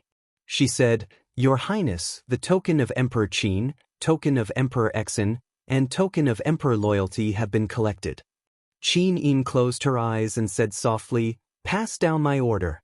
Reinstate Lin Muyu as the commander of the Longdan army camp, reinstate Feng Jixing as the commander of the Imperial Guards, and promote Qin Yan as the Grand Deacon of the Sanctum. Wei Chou, Su Jiantao, and the others will be given other important positions and arrangements." Zhuang Yan was taken aback. He glanced at the feudal vassals behind him. Immediately, Su Chengjing cupped his fists and said, "Your Highness, please reconsider. The position of the commander of the Imperial Main Army is related to the overall situation. We need to be more cautious. Since the Congress has been established, the positions of the commanders of the Longdan Army Camp and the Imperial Guards should be reappointed. The decision should be made by all the members of the Congress. Please consider it, Your Highness." Qin Yin's face was cold. She said indifferently, "The Longdan Army Camp is the army that I rely on the most. The Imperial Guards are my guards that protect the Imperial capital. Why can't I decide on these 2 armies? How can I allow the Congress to intervene?" Lin Muyu also sneered, "Su Chengjing, aren't you stretching your hands a little too far as the Grand Deacon? The Longdan army camp is my army. Everyone is my people. The future of the Longdan army camp can only be decided by me. Who do you think you are? Lin Muyu. Su Changjing was so angry that he was trembling. Don't forget that you are no longer the king of Qin. As one of the grand deacons of the Congress, is this what you should say? You dare to open a dye house just because I show you some color? The Xianyuan sword in Lin Muyu's hand had already started humming and shining with golden light. Feng Jixing hurriedly stopped the fight. He grabbed Lin Muyu's wrist that was holding the sword and said to Su Changjing, Lord Su, don't continue to anger Commander Yu. Don't forget that Commander Yu is the greatest contributor in defeating the Tianji Empire and the Blackstone Empire and recovering half of the Qin Empire. Moreover, Commander Yu is a god of the mortal world, and you are just a mortal. You can kill you as if you were an ant. Commander Yu is you. Although he was trying to stop the fight, in fact, every word he said was like a sword stabbing into Su Changjing's heart. Lin Muyu did not pay attention to Zhuang Yan and Su Changjing. She just cupped her hands respectfully and said to Qin Yin, Your Highness, since the feudal princes have agreed to allocate half of their troops to replenish the armies of the empire, we should do it immediately. The Longdan army camp and the imperial army were originally formed with 100,000 people. I request your highness to approve that General Feng and I will personally go to the feudal princes' troops to select. Select? Zhuang Yan was stunned. But, can't I? Lin Muyu raised her eyebrows and said, This is what Lord Zhuang Yan has promised. If you go back on your word, the Congress will be cancelled immediately. You will all go back to your respective cities and wait for your highness' reward. This, Zhuang Yan looked helpless and said, But if we only select our troops, won't the rest be a group of old, weak, sick and disabled people? Then what does Lord Zhuang want? The soldiers of our army are as close as brothers. All the centurions, chiliarchs, and captaincy must appoint their own brothers.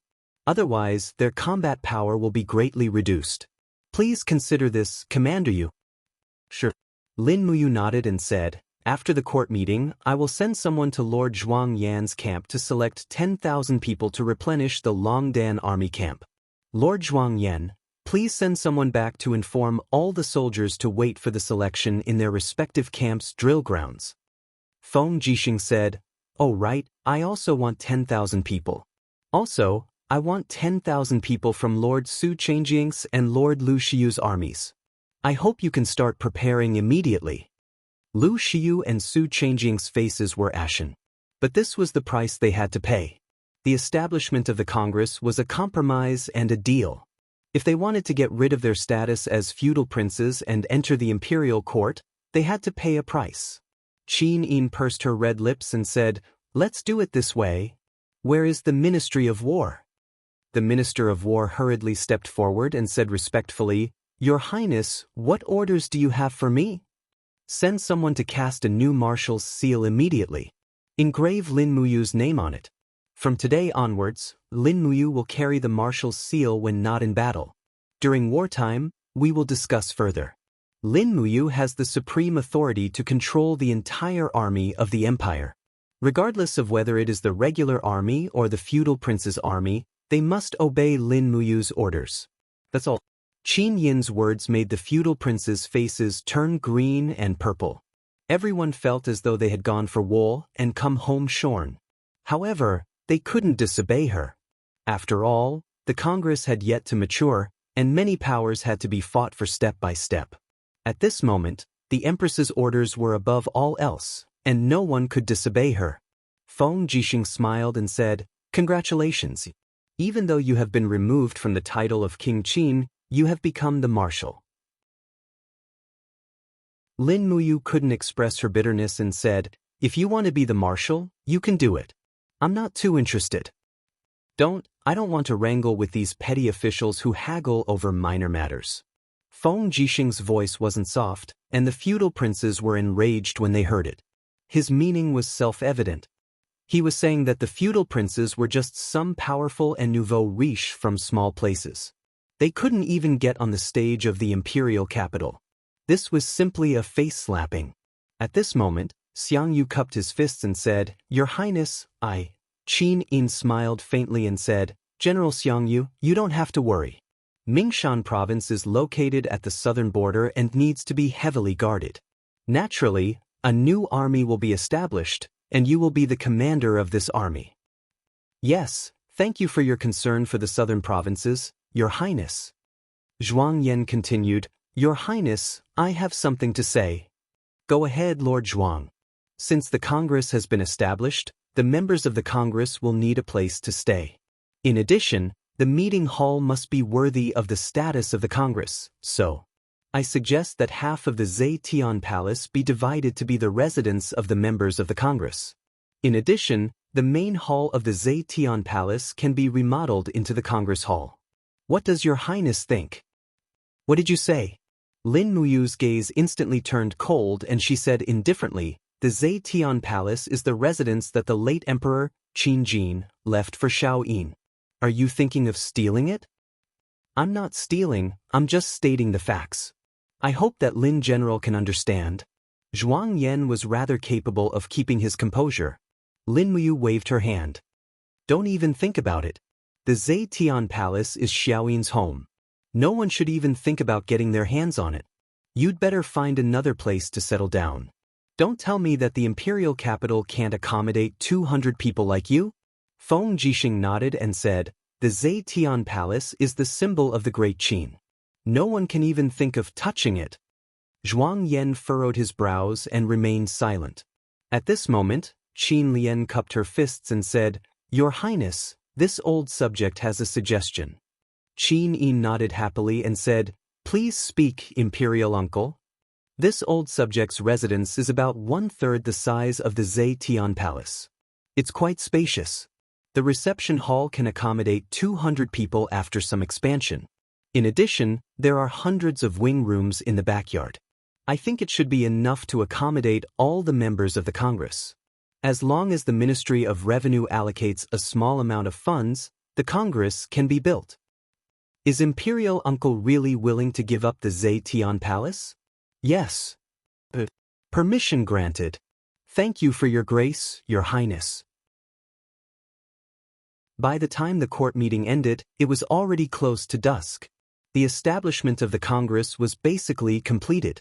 The next step was to establish the first constitution based on the laws of the Great Qin.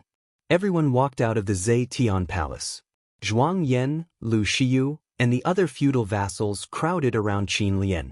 To them, Qin Lian was an invincible token. With Qin Lian around, whether it was Qin Yin or Lin Muyu, they would have to give face to the Congress. Moreover, with Qin Lian around, these feudal vassals would be able to escape death no matter how outrageous they were. Lin Muyu, Feng Jixing, Wei Chou, Su Jiantao, and the rest of the people walked down the stairs silently. However, Qin Lian brought everyone forward and said, Lin General. Lin Muyu looked up at him and smiled faintly. Oh, it's you, Chief. Qin Lian sighed and hesitated to speak. After a few seconds, he said, This isn't what I truly want. I hope that Lin General can understand. As for the affairs of the Congress, I hope that Lin General can pay more attention to them. Otherwise, I won't be able to handle it alone. Don't worry, Chief. At least Zhuang Yan, Lu Shiyu, Su Changjing, and the other wardens will help you. My task is to manage the military affairs. In that case, Qin Lian smiled. Is Lin General planning to separate from me, who is in charge of government affairs and military affairs? If Chief thinks so, so be it. Lin Muyu cupped her fists and smiled. Actually, I still have to call you uncle. It's getting late, and I have to bring people to the feudal vassal army to select soldiers. Chief, go back and rest early. Yen, take good care of Chief, understand? Qin Yen was depressed for the entire afternoon. He couldn't help but be dragged into the dispute between the Congress and the Empress.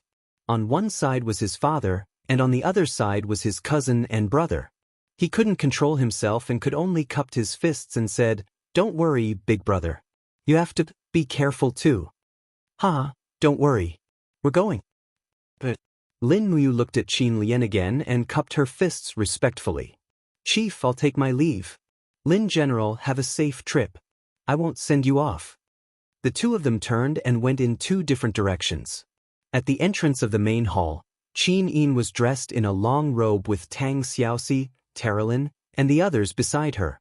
She slowly opened her eyes and looked at the backs of Lin Muyu and Qin Lian with a pair of eyes that were mixed with golden flames. Unknowingly, the power of the nation seemed to have become a contest between Lin Muyu and Qin Lian.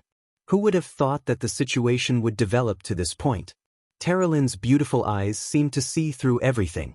She said, Lin Muyu has the disposition of a sovereign and is also a deity king. In addition, he has the Xianyuan sword. As long as he wants to, he can destroy the entire Congress by himself. I really don't know why he has to endure this. Qin Yin bit her red lips and said, it's precisely because he didn't do this that people respect him, love him, regard him as a hero, and respect him as a commander. Chapter 937. In the middle of the night, the vassal army's camp was filled with people shouting and horses neighing. Torches formed a forest as a large number of soldiers gathered in the drill ground. Tens of thousands of soldiers stood motionlessly in the drill ground. Zhuang Yan had a total of more than 50,000 soldiers, and they were selected in the 3 drill grounds. Lin Muyu and Feng Jixing did not bring many people with them. The Longdan army camp and the Imperial army added up to more than 1,000 people. The 2 God State experts did not care about the vassal army's combat power at all. These were just ordinary people. Only when they were equipped with magic crystal cannons and deicide cannons could they be considered as an army with real lethality. Lin Muyu galloped past the periphery of the phalanx, her eyes falling on the soldiers in the phalanx. She had been in the Shattered Cauldron realm for 11 years and fought for 7 years, so she was very good at judging people. Lin Muyu could almost tell whether a person could become an outstanding soldier at a glance. It was the same for Wei Chou, Su Jiantao, and the others. Naturally, the speed of the selection was very fast. On the contrary, Feng Jixing was very meticulous in his selection. He looked like a clever wife and was very serious and meticulous. Until dawn, Lin Muyu selected more than 40,000 people from the 7 vassal armies to join the Longdan army camp. All of them were led by Wei Chou to the Longdan army camp's northern camp. The original camp of the Longdan army camp was still there, and it was enough to accommodate these people. As for the remaining 50,000 soldiers, they could choose slowly. This matter could not be rushed. Even when it was noon, there was still no rest. The flags of the Dragon's Courage barracks in the north of the city were fluttering in the wind. Inside the main tent, Lin Muyu propped up her chin with one hand and actually dozed off. Lin General? Wei Chou smiled. Why don't you go back to Zhe Tian Hall to sleep? Isn't your room next to Her Highness Yin's? No, I probably can't go back for a few days. Xiao Yin is accompanied by Xiao Shi and Terralin. I'll stay in the Longdan army camp. Lin Muyu opened her eyes and said, Wei Chou, since the recruits are about to arrive, then the next step is to help them get armors and reorganize them. Also, within 3 days, we must prepare for training and quickly raise their battle strength. Yes, this subordinate understands. I'm afraid it won't be that easy, said Situ Senior. Of course it won't be that easy. Lin Muyu smiled. What do you think, General Sun? Situ Sun cupped his fists and said, Lin General, our newly recruited 40,000 people can be said to be divided into 7 groups. Every feudal lord's men are in one group. They are all closely grouped together. Moreover, the 4 captaincy are not on good terms with each other. As for the 40 Kiliarchs, 80 lieutenants, and 400 centurions, almost none of them are loyal to the Longdan army camp. Naturally, they won't be loyal. Most of them are the feudal lord's men. Many of them are even the feudal lord's brothers. Zhuang Yan, Su Changjing, and the others are here to divide the Longdan army camp's cohesion. Then what should we do? Asked Su Jiantao with a frown. It's simple. Lin Muyu spread out the list of officers of the Longdan army camp in front of her and said, Our Longdan army camp used to have 200,000 people. We were invincible when we fought in the south and the north. However, after encountering the strong army of the Tianji Empire, our numbers kept decreasing.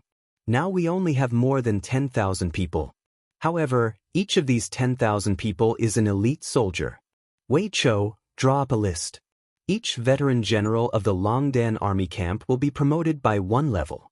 The centurions will be promoted to Kiliarchs, and the Kiliarchs will be promoted to captaincy. Yes, this subordinate understands. In addition, all the new recruits of the 7 groups will be divided into 5 10,000-man battalions.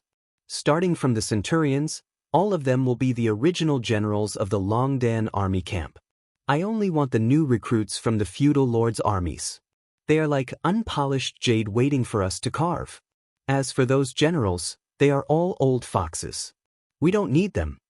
Sidusen was stunned. Then how should we deal with these old foxes? Most of them are relatives of the feudal lords.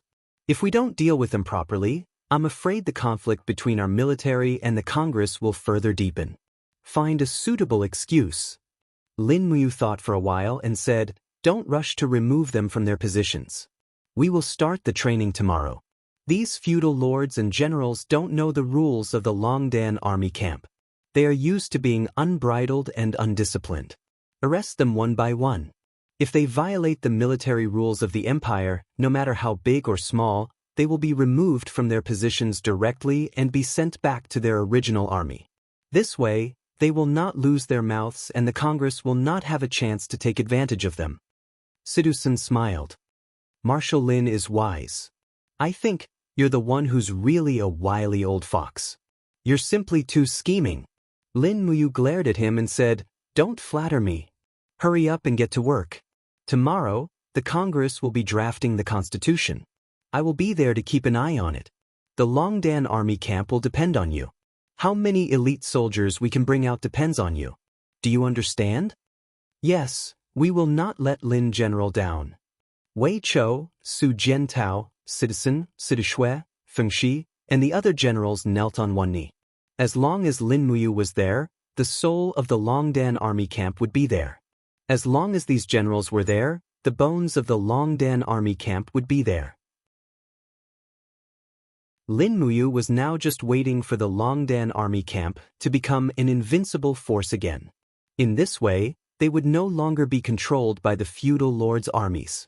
After all, the one with the strongest fist would have the most weight.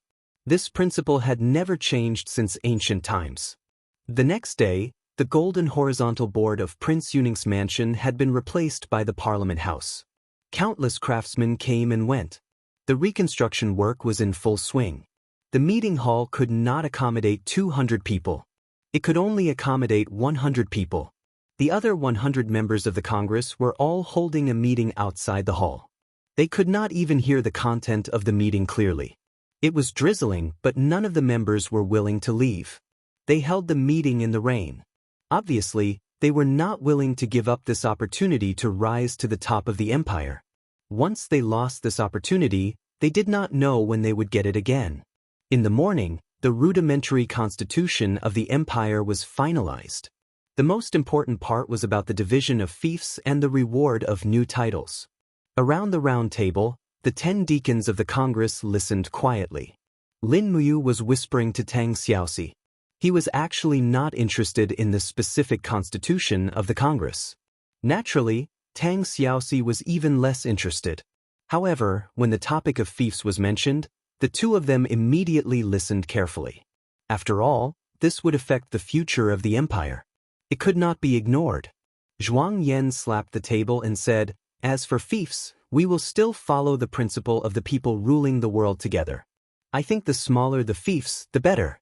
It is very important to redivide the land. All the lands of the nobles must be divided. Half of it will be given to the Congress. The Congress will hire farmers to farm and collect a certain amount of rent. The rent will be used to support the Congress.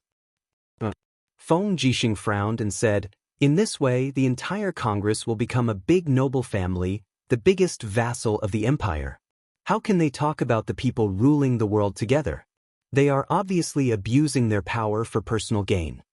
Zhuang Yan's face was a bit ugly. Obviously, Feng Jixing was right. Who in the Congress would really want the people to rule the world together? It was just a nice way to put it. In fact, they just wanted to get more of the cake for themselves. Lu Xiu said, General, what do you think? Qin Shao said, dividing half of the land of the nobles to the Congress is indeed a bit too much. How about dividing 30%? At this time, Lin Muyu said, I think dividing 10% is at most. How can the Congress have so many people to feed? Giving more benefits to the farmers will make them more active. It is more important to hand over the grain to the various states and counties and turn it into military food. Qin Shao laughed. Lin General is always the most concerned about military affairs. Lin Muyu said seriously, although the Tianji Empire and the Blackstone Empire were defeated, it doesn't mean they won't come again. On the contrary, I think if we continue to waste time on this kind of division of land, the more likely the celestial pole continent will launch the next attack. Zhuang Yan smiled and said, the 400,000 troops of the Tianji Empire were almost wiped out by us. The 300,000 troops of the Blackstone Empire only less than 50,000 returned. We have 400,000 troops of the feudal lords and 400,000 regular troops of the empire. Zhuang Yan, may I ask, if the Tianji Empire wants to launch another expedition, what will they use to fight against us? Lin Muyu stood up, her eyes full of contempt. Zhuang Yan, have you fought with the main force of the Tianji Empire? No. Then what gives you the right to talk nonsense here? Lin Muyu's palm landed heavily on the table, causing everyone's teacups to fly. Her voice was not loud, but it was very penetrating. Forgive me for being blunt. The 700,000 feudal lords may not even be able to defeat the 100,000 regular troops of the Tianji Empire. Everyone, don't be complacent all day long. Instead of wasting time here, why don't you think about how to strengthen the army? If the army of the celestial pole continent attacks again, what you have now will disappear. The feudal lords were dumbfounded. No one expected Lin Muyu to fly off the handle in public. Lin General, calm down. Qin Shao was a little embarrassed. Lin Muyu also suddenly felt that what she had said was a little inappropriate. She said respectfully, General, I misspoke just now. I hope you don't mind. I won't participate in the afternoon meeting. The commanders of the Empire's army are discussing military affairs in Zetian Palace. Okay, Lin General, go do what you have to do. I will take charge of the Congress. Yes. In the afternoon, in Zetian Palace, Qin Yin was listening to the military affairs meeting regarding the reconstruction of the Empire's army. All the commanders of the army attended the meeting. The group of generals all sat up straight and looked at the scroll in Lin Muyu's hand with burning eyes. What was written on it was very important. It was related to the future combat power of each army. Can we start? Lin Muyu looked up. Everyone said in unison, Lin General, make the announcement. Lin Muyu nodded and said, after discussion with Xiao Yin, we have decided to keep the Empire's 10 army divisions. Among them, the Longdan army camp will have 100,000 soldiers, the Imperial army will have 80,000 soldiers, the Iron Blade army will have 50,000 soldiers, the God Might battalion will have 30,000 soldiers, the Qin Dragon army will have 20,000 soldiers, the National Garrison Army will have 30,000 soldiers, the Kanglin Army will have 10,000 soldiers, the 7 navies will have 30,000 soldiers, the Tsangnan Army will have 50,000 soldiers, and the Mingshan Army will have 50,000 soldiers. There will be a total of 10 army divisions. If the Demon Army in the Tongtian Gorge is added, it will be 11. We will do our best to replenish the numbers after drawing troops. Does anyone have any objections? Yes. In the crowd, Tang Jin, the commander of the National Garrison Army, stood up and cupped his fists. Lin General, the defense of the Empire's border is empty. There are no troops stationed in Lingdong province, and it has been repeatedly robbed by the Blackstone Empire's mercenary corps. Which army should we send to Winterfrost City?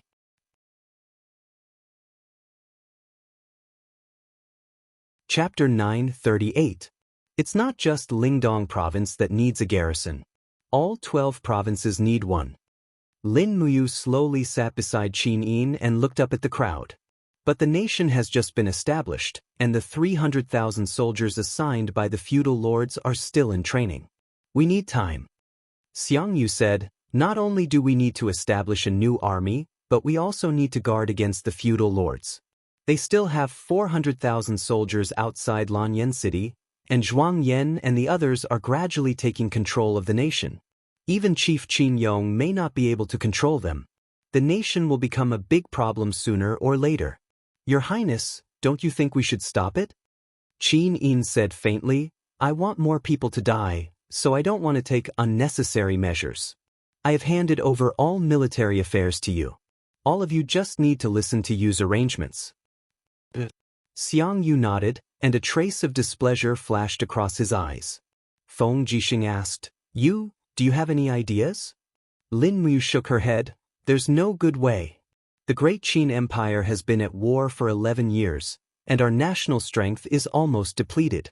We need money to raise and recruit soldiers, and the armies of the feudal lords are not willing to follow our orders. So, we can only send our generals to the various provinces to appease the people and recruit soldiers.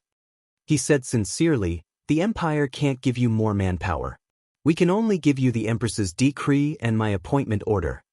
Tang Jin said respectfully, Lin General, just give the order. We are all waiting to serve the empire.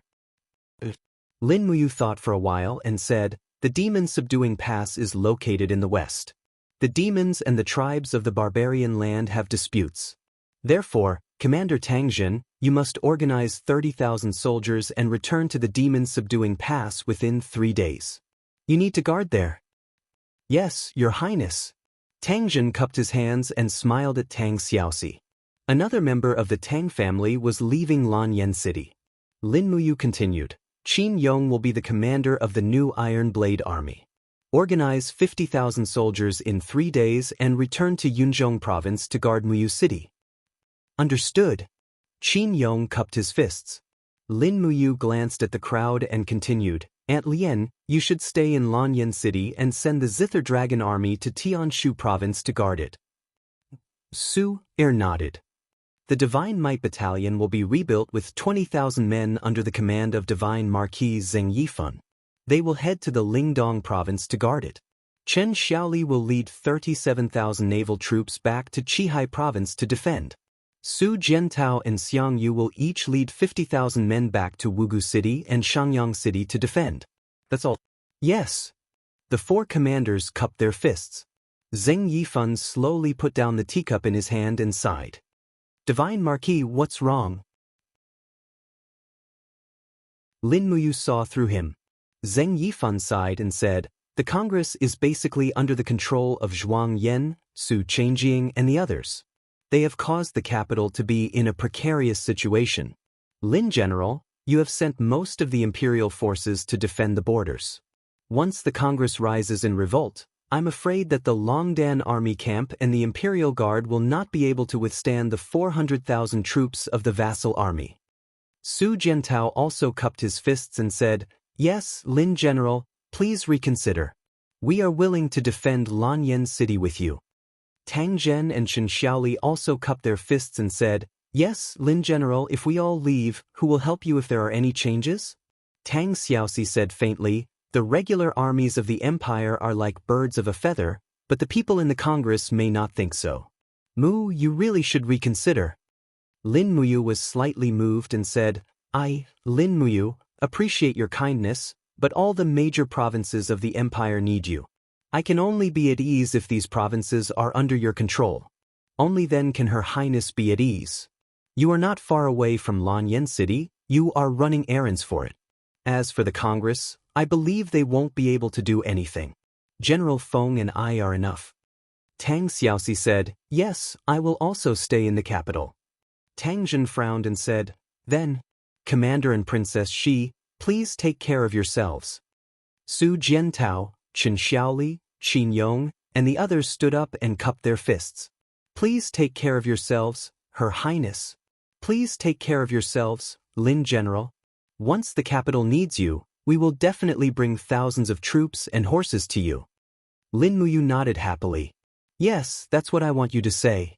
Go back to your fiefs and don't come back to see me if you don't bring me an iron army.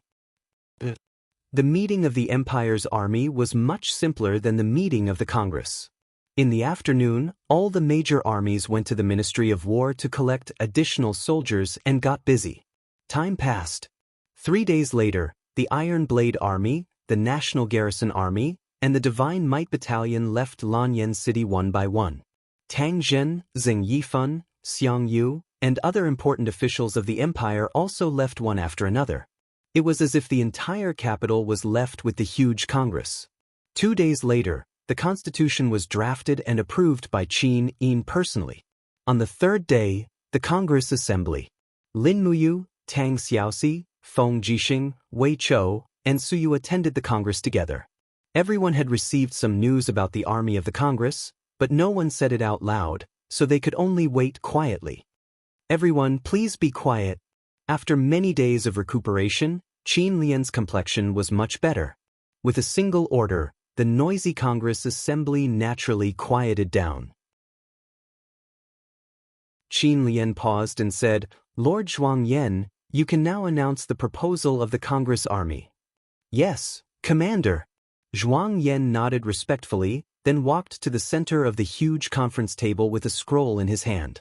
He bowed to everyone and said, "As everyone knows, there is a continent in the sky outside of our eastern coast. It is divided into the Tianji Empire, the Celestial Empire, and the Blackstone Empire. Although the Tianji Empire and the Blackstone Empire were defeated by the Great Qin Empire, a centipede is still alive. Recently, we have received news that the Tianji Empire and the Celestial Empire are ready to make a move. Therefore, the Congress has decided to gather the armies of the feudal lords and establish the Congress Army. The plan is to have more than 400,000 soldiers." "A 400,000 soldier army?" Lin Muyu frowned and said, "I have never heard of an army reaching 400,000 soldiers. The empire already has 11 regular armies, and the capital has the protection of the Imperial Guard and the Dragon's Courage Legion. In my opinion, there is no need to establish the Congress Army. The empire is exhausted and the people have no way to make a living. How would there be enough food and resources to support such a large army?" Lin General's words are incorrect. Zhuangyan smiled faintly. As the highest authority of the Great Qin Empire, how could there not be an army to maintain the existence of the Congress? Moreover, the Congress Army is actually an army to maintain the fairness and execution of the Constitution. It has great value in existence. It can be said that only with the establishment of the Congress Army can the Constitution be smoothly implemented. Lin General is also someone who understands politics, so you should understand this logic, right? Lin Muyu looked at him coldly and said, "I am the highest commander of the empire's military. It will only be established if I say it can be established. Otherwise, I will never approve of the establishment of the Congress Army." "I don't need your approval." Zhuangyan smiled and said, "Article 3 of the Empire's constitution has already stipulated that the establishment of a new army only requires the approval of the Congress and the signature of the Empress. Moreover, if the Congress Army is not established, the 400,000 soldiers outside Lanyan City will have nowhere to go. If they become bandits or refugees, it will be disadvantageous to the people. What do you think, Lin General?" Feng Jixing said angrily, "Zhuangyan, aren't you being too overbearing?" Zhuangyan cupped his hands and said, "General Feng, I am merely exercising the power of the Congress Army according to the law. If General Feng feels that it is inappropriate, you can raise an objection to the chief or Her Highness." With that, Zhuangyan raised his head and said to the people in the Congress, "Now, let's vote on whether the Congress Army can be established and implemented. Please vote." "I object." Lin Muyu, Feng Jixing, and Wei Chou raised their hands almost at the same time. Soon after, Tang Xiaoxi and Suyu also expressed their objection. Half of the 10 great attendants had already objected. However, the other 5 were all Zhuangyan's men and expressed their approval in unison. Zhuangyan then looked at Qin Lian and said respectfully, "Chief, your opinion is of utmost importance." Qin Lian seemed a little tired. She waved her hand and said, "Pass it.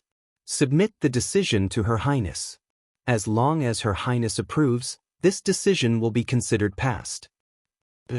In the hall, more than half of the parliament members raised their hands in approval.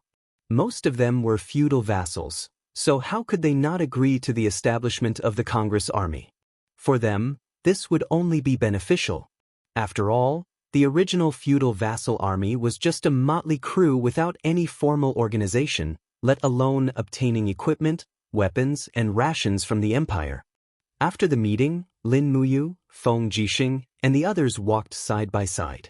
All of them looked unhappy. Xiao Yin will definitely not sign it. Tang Xiaoxi pouted and said. Not necessarily, Feng Jixing said. Why? Tang Xiaoxi asked. Su Er said, because Xiao Yin is under too much pressure. The feudal vassals are overbearing. If we don't agree to the establishment of the Congress army, I'm afraid they will exert more pressure and continuously deprive the Empress of her original power. What do you think? Lin Muyu was silent for a few seconds before saying, if we really can't stop them, then don't stop them. If they want to establish the Congress army, then so be it. Feng Jixing hurriedly asked, have you given up too? No. Lin Muyu said, I've thought about it. The 400,000 feudal vassal army is a motley crew, but after the reconstruction of the Congress army, it will be trained uniformly. Perhaps it will really have combat power. Once the celestial pole continent invades again, this Congress army will also become a force for us to resist the strong enemy, right? Then, do you want to convince Her Highness to sign it? It's not a matter of whether I can convince her or not, but Xiao Yin will sign it. Lin Muyu frowned and said, from our point of view, the establishment of the Congress army will have a certain impact on our regular army. However, to Xiao Yin, the establishment of the Congress army isn't a bad thing.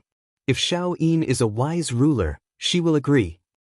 Zhuang Yan, Su Changjing, and the others have ulterior motives. Don't think too optimistically. I know, but there's nothing we can do about it. Lin Muyu smiled helplessly. At this moment, she felt that she, the marshal of the empire, had become a stumbling block for the advancement of civilization. However, who could say for sure what would happen in this world?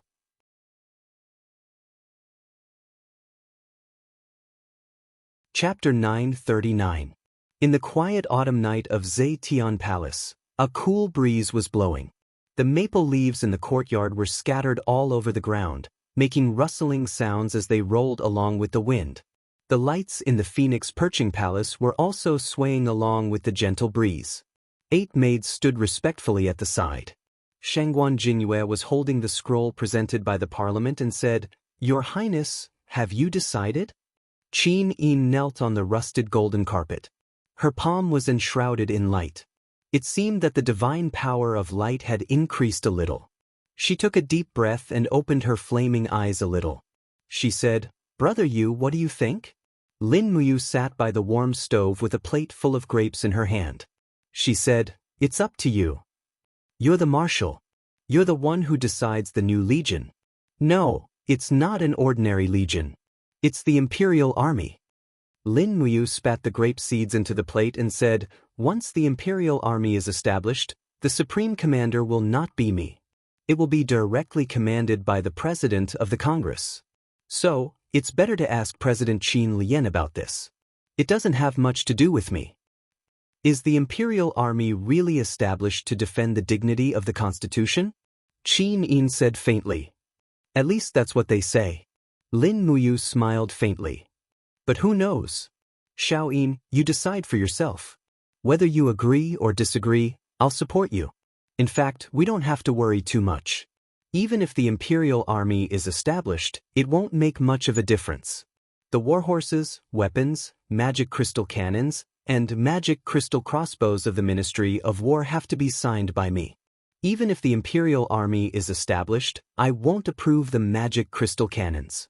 I think the elites of the Longdan army camp will be enough to destroy the 400,000 soldiers of the Imperial Army. Then, I'll approve it. Qin Yin said, It's not a good idea to keep the 400,000 soldiers outside the city. They'll threaten the safety of Lanyan City at any time. Yes, that's what I think too. Lin Muyu cupped her fists and said, Xiao Yin, I have another request. Qin Yin narrowed her beautiful eyes and looked at him. She put her hand on Lin Muyu's clenched fist and said with a gentle smile, Don't be so polite to me. There are only you and me here. Shangguan Jingyue turned around and pretended that she didn't exist. Lin Muyu loosened her grip and wrapped her arms around Qin Yin's slender waist. I want to appoint a new Minister of War. I want Wei Chou to be in charge of the Ministry of War and Qin Xiling to be in charge of the Weapons Department. I want the entire Imperial military under my control. Otherwise, I'm afraid they'll target me as soon as the Imperial Army is established. Yes, I approve. Qin Yin chuckled. The next morning, during the morning court session, the Empress's court session didn't conflict with the Imperial Army. Those who attended the court session were all important officials from the 6 ministries and 3 departments. Outside Zetian Palace Hall, Wei Chou, Zhang Wei, and the other generals unsheathed their swords and hung them on the sword rack outside the hall. They removed their boots and were inspected by the Imperial Guards before they could enter the hall. This was a rule that had been in place for thousands of years.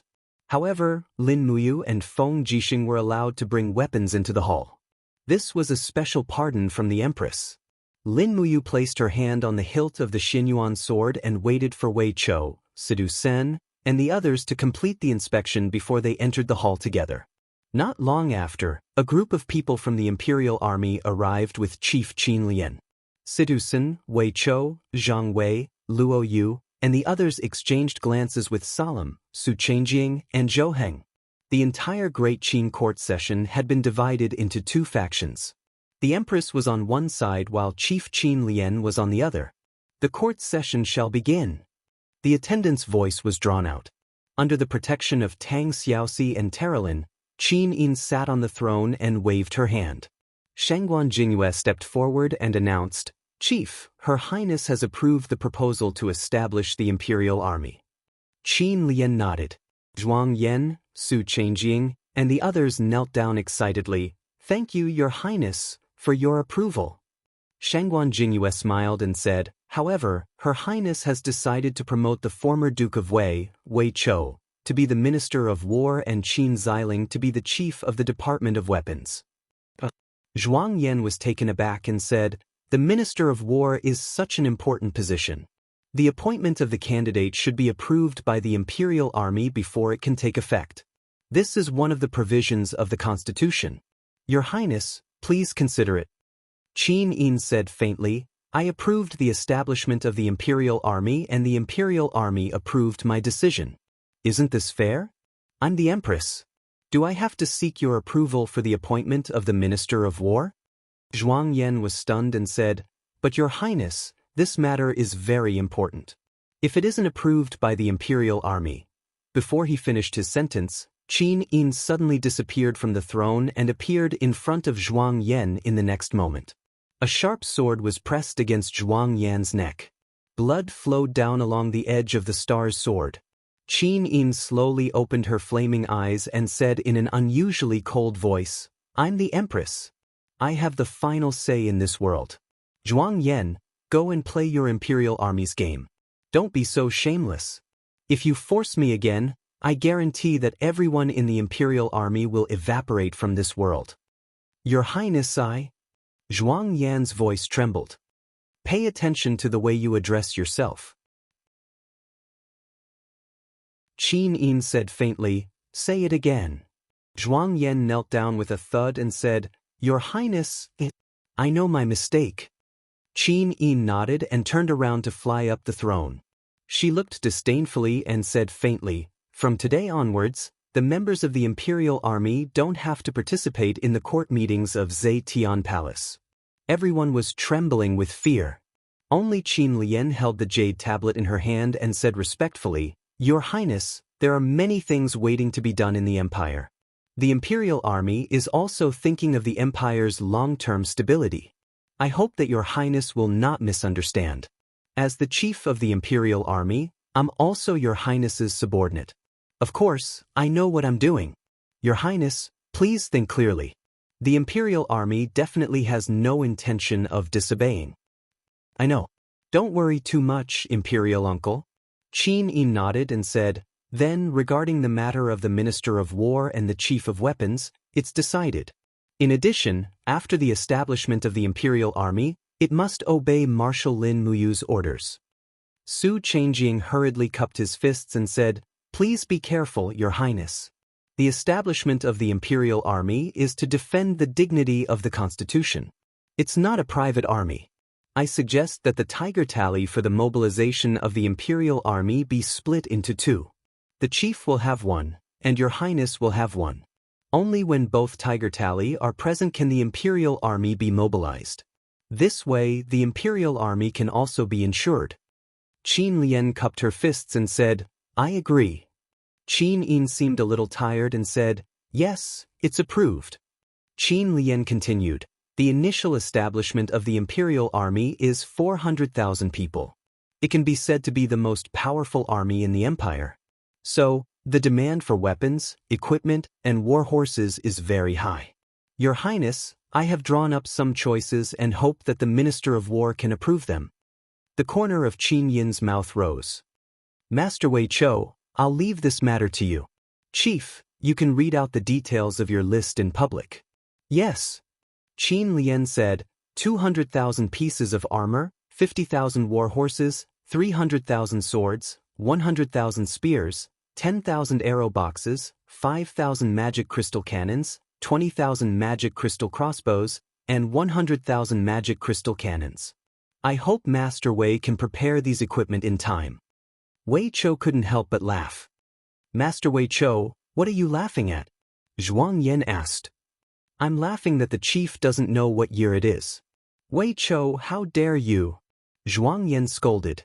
Wei Chou said coldly, "I think this list wasn't chosen by the chief, but by Zhuang Yan himself.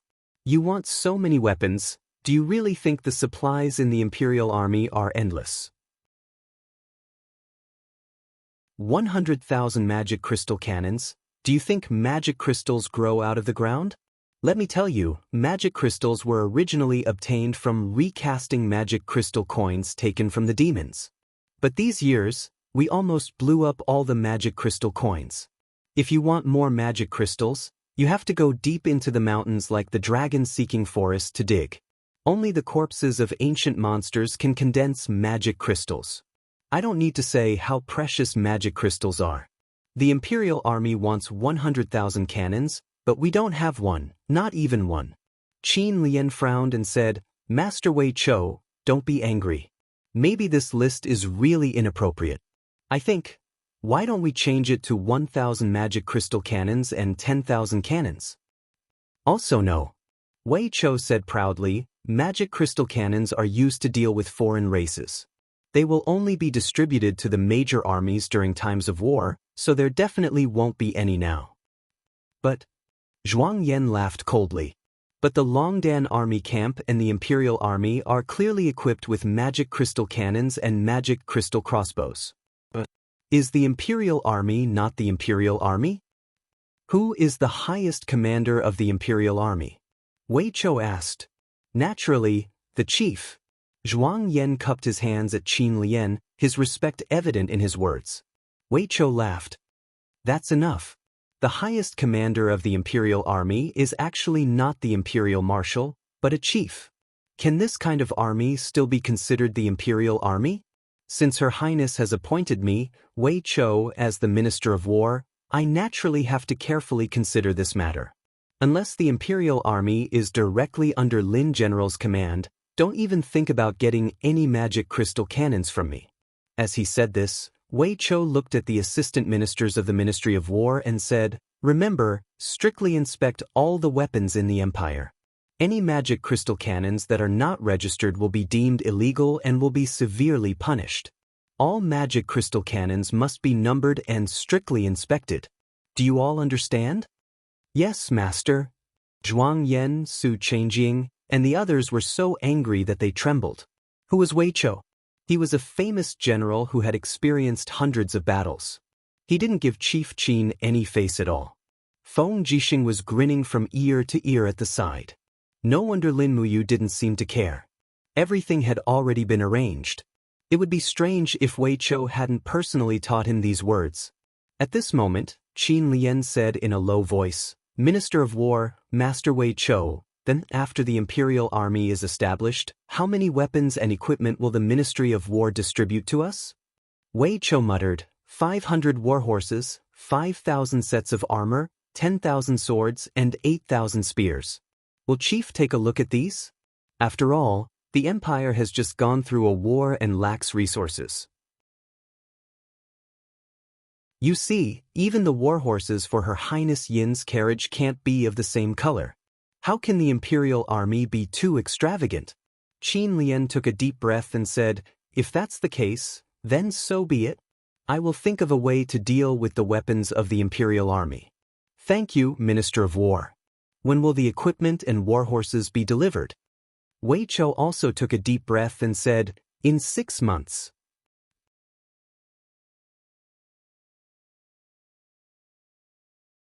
Chapter 940. In the Heaven Pole continent, it had been peaceful for nearly a month. There was no war between the three empires, but more and more troops were gathering at the border, so that the Celestial Empire stationed millions of troops outside the Forest of No Return, which made the Tianji Empire and the Blackstone Empire tremble with fear and sleepless.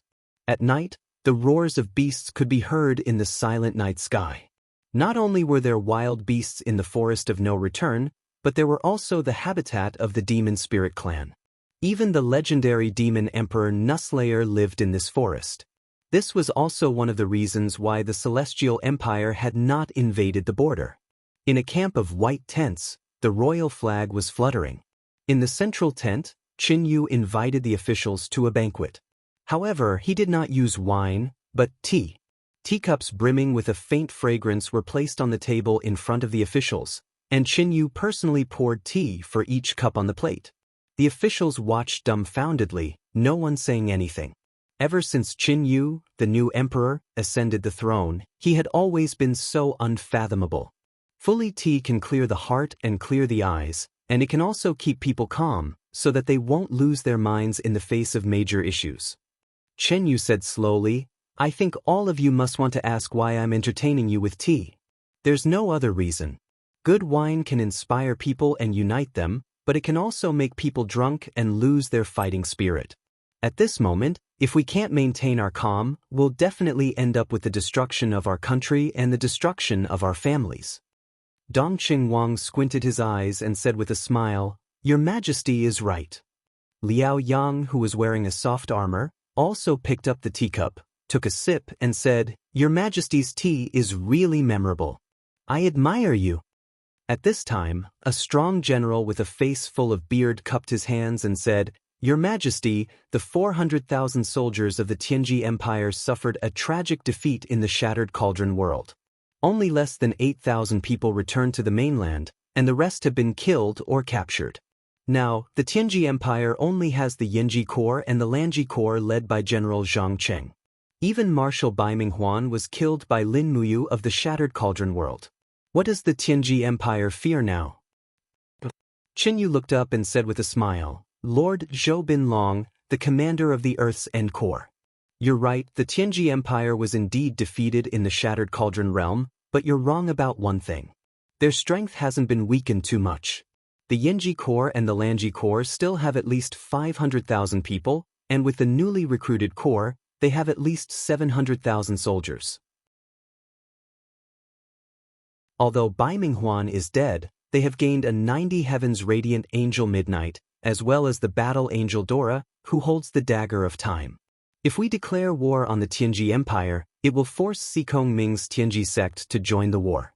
Once they join forces with the Demon Emperor Nu Sha from the Forest of No Return, I'm afraid the situation will change drastically, and the Celestial Empire will be at a disadvantage. Zhou Binlong was taken aback. Your Majesty, are we supposed to wait here bitterly?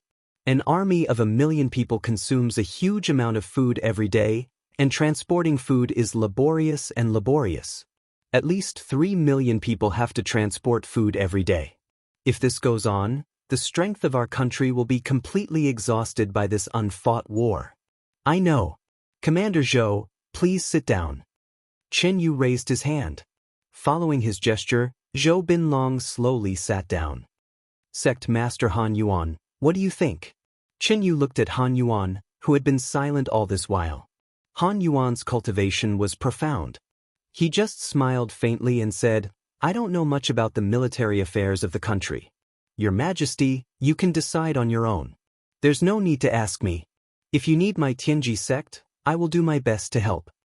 "Okay, thank you." Chen Yu cupped his hands and bowed. Then he looked at Dongqing Wang and asked, "What do you think?" Dongqing Wang was the supreme commander of the 300,000 Tianji army and the most knowledgeable person in the Celestial Empire in the art of war. Naturally, he had to ask him in the end. "Hey," Dongqing Wang gave a hollow laugh, stroked his beard and said, "Your Majesty, the situation at this time has been completely reversed. The focus of the war of the Tianji Empire has completely shifted from the shattered tripod world to the celestial pole continent. As long as we attack the Blackstone Empire, Zhang Qing will definitely take advantage of the situation and attack us. So, I think if we want to fight, we can only attack the Tianji Empire and let the Blackstone Empire be in chaos. It is said that the mercenaries near the capital of the Blackstone Empire are in chaos. Emperor Shi Yuan has a headache solving the problem of the mercenaries, so he can't manage the border at all." "Well, it makes sense. Then what? Compared with the army of the Tianji Empire, some of our troops are weak and some are strong." Chen Yu's eyes lit up. "Dongqing Wang, please say it." "Thank you, Your Majesty."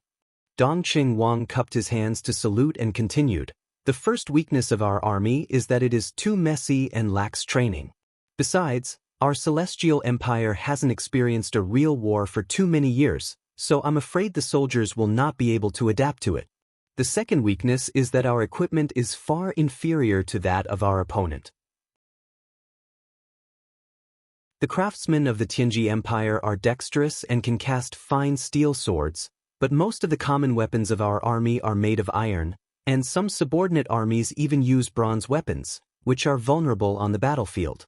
The third weakness is that our food reserves are far less than that of the Tianji Empire. Although our country is vast, the area of cultivated land is not as large as that of the Tianji Empire. In addition, the number of our army is far greater than that of the Tianji Empire. If we fight a war of attrition, we will be exhausted." Qin Yu frowned. The weaknesses listed by Dongqing Wang were like sharp knives stabbing his heart. He nodded and said, "What he said is right. So, if our country goes to war with the Tianji Empire, won't we lose?" Dongqing Wang shook his head and smiled. "Not so. We still have a few advantages." "Please say it." "The first advantage is the dragon riders. According to our intelligence, the Tianji Empire suffered a crushing defeat in the battle with the Qin Empire in the shattered tripod world. Nearly 200 dragon riders were killed in the blink of an eye. Now, the Tianji Empire only has 50 dragon riders at most. Thousands of years of cultivation in their dragon nest has almost been destroyed. On the other hand, we have more than 400 dragon riders in the Tianji Empire, which is enough to conquer the world. The second advantage is the will of the people. The Tianji Empire launched an expedition to the shattered tripod world, but it failed miserably. The people in the country are angry and bandits are rampant. Baiming Yuan not only has to deal with us, but also has to divide his troops to suppress the bandits and rebels. So, although his troops are elite, he will be far less than us in number. The third advantage is internal strife.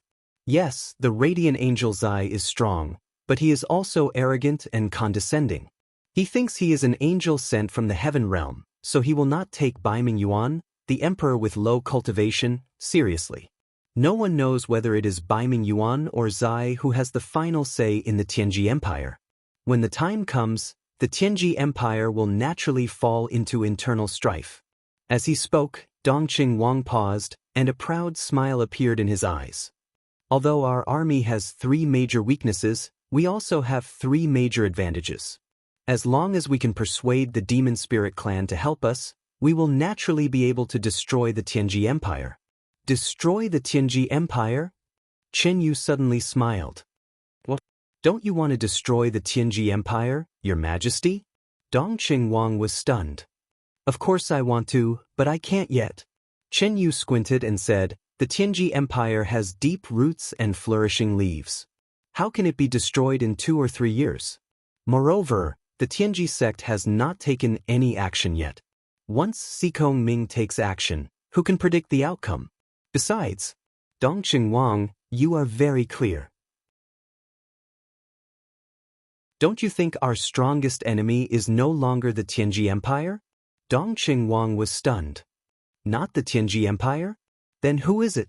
Chen Yu held up the teacup, raised it to the west, and said with a smile, "Our friends in the west." "Your Majesty, you mean the Qin Empire in the shattered tripod world?" "Yes."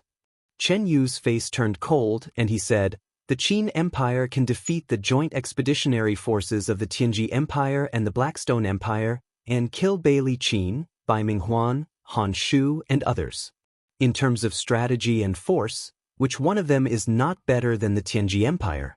Lin Muyu, Feng Jixing, Su Jiantao, and Wei Chou are all extraordinary generals. I really don't know whether it is our celestial empire's fortune or misfortune to have such friends." Dongqing Wang nodded and thought for a while, and then said, "I thought Your Majesty and Lin Muyu are bosom friends, and you have already treated each other with sincerity." "That was then and this is now." Chen Yu said, "In the past, it was Lin Muyu who needed our celestial empire to contain the two empires. Now, Lin Muyu has unified the shattered tripod world. No one knows what he is thinking. Will he be willing to divide the world with me, one in the east and the other in the west? Or will he send troops to the east to seize the world of our celestial pole continent?" Dongqing Wang said, "According to Your Majesty's understanding of him, what kind of person is he?" Chen Yu smiled faintly and said to himself, "He is as calm as a cold pond and as active as a torrent. He is strategic and ambitious. No one knows what kind of person Lin Muyu is. If he is only willing to be the king of a region, that's fine. But if Lin Muyu has the world in his mind, it will be a disaster for the whole celestial pole continent.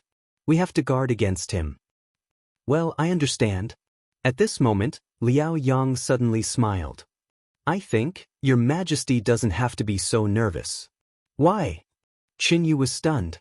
Liao Yang said, "According to our latest intelligence, Lin Muyu previously issued an edict that allowed local officials to recruit troops and recover cities on their own.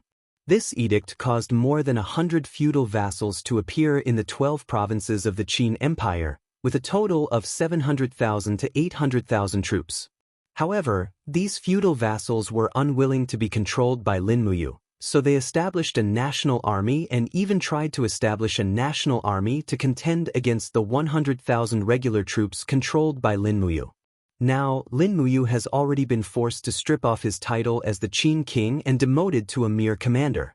Moreover, even the power of Empress Qin Yin has been divided quite a bit, so the current Lin Muyu should be too busy to take care of himself, so how can he counterattack our celestial pole continent?" Chen Yu couldn't help but laugh. He slapped his thigh and said, "Wonderful, wonderful, wonderful. Every family has its own difficulties. I didn't expect that the wise and decisive Lin Muyu would also be so deeply mired in a quagmire. That's great. In this way, we can rush to unify the whole celestial pole continent before Lin Muyu escapes from the quagmire, and we will reign supreme." "Yes." Chen Yu looked at Han Yuan and said, "I have decided to go see the demon Emperor Nushi. I hope that sect master will accompany me to make sure everything is safe." Han Yuan cupped his hands. "As you command."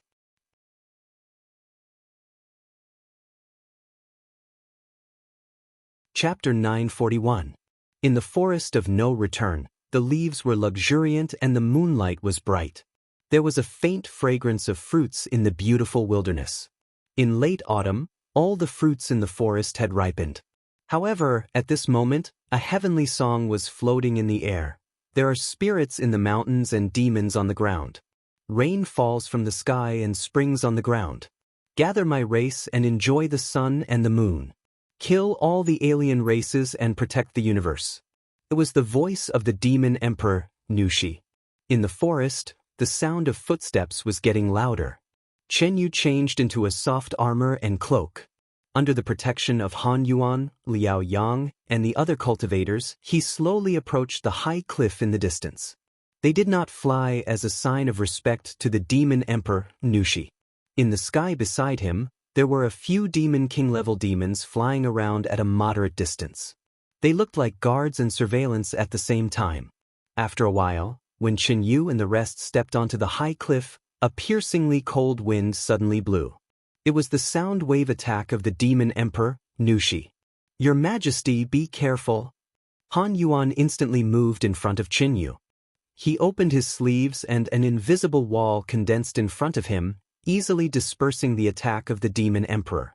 He slowly cupped his fists and said in a deep voice, "The sacred martial emperor of the Celestial Empire, Qin Yu, and the sect leader of the Tianjue sect, Han Yuan, seek an audience with the Demon Emperor, Nushi."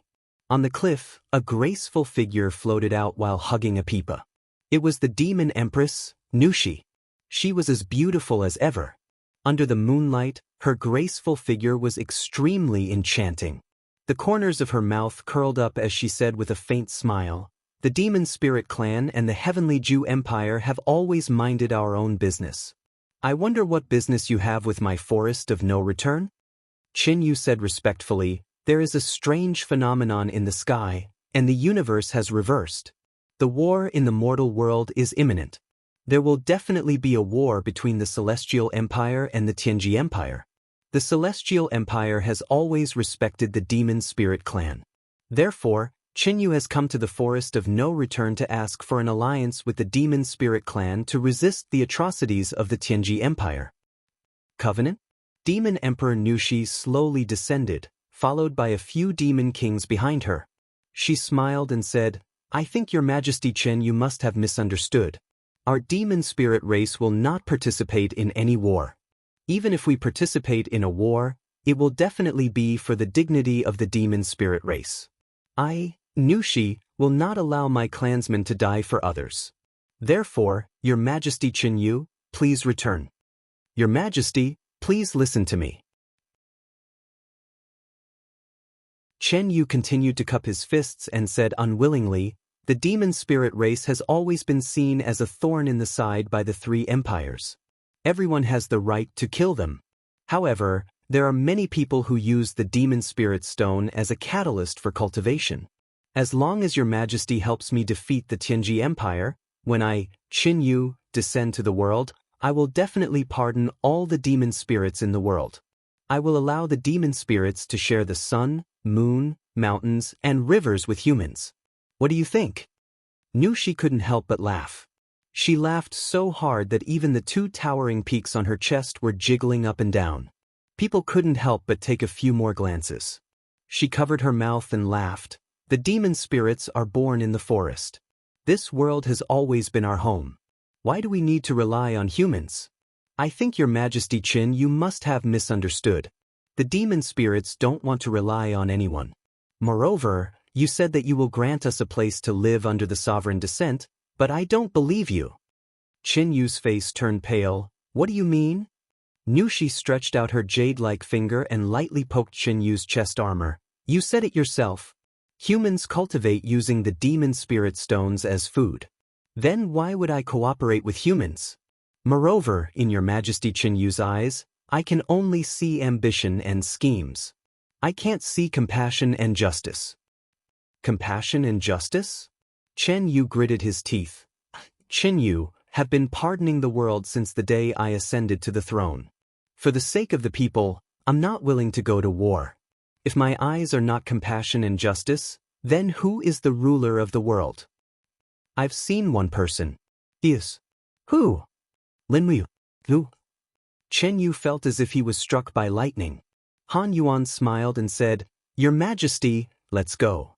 It seems that Your Majesty is really unwilling to cooperate with our Celestial Empire. Since that's the case, we can only open the way ourselves." Nushi raised her brows. "Sect leader Han Yuan, please wait. What do you mean by opening the way ourselves?" Han Yuan turned around and said respectfully, "The Celestial Empire's millions of troops want to conquer the Forest of No Return. Right now, it's late autumn and the leaves are withering. Naturally, they will cut down the forest.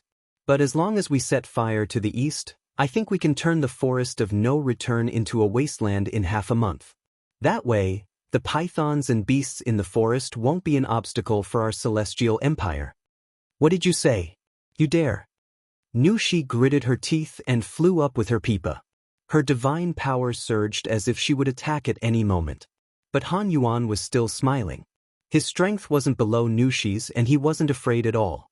He said calmly, "This is what your majesty is forcing us to do.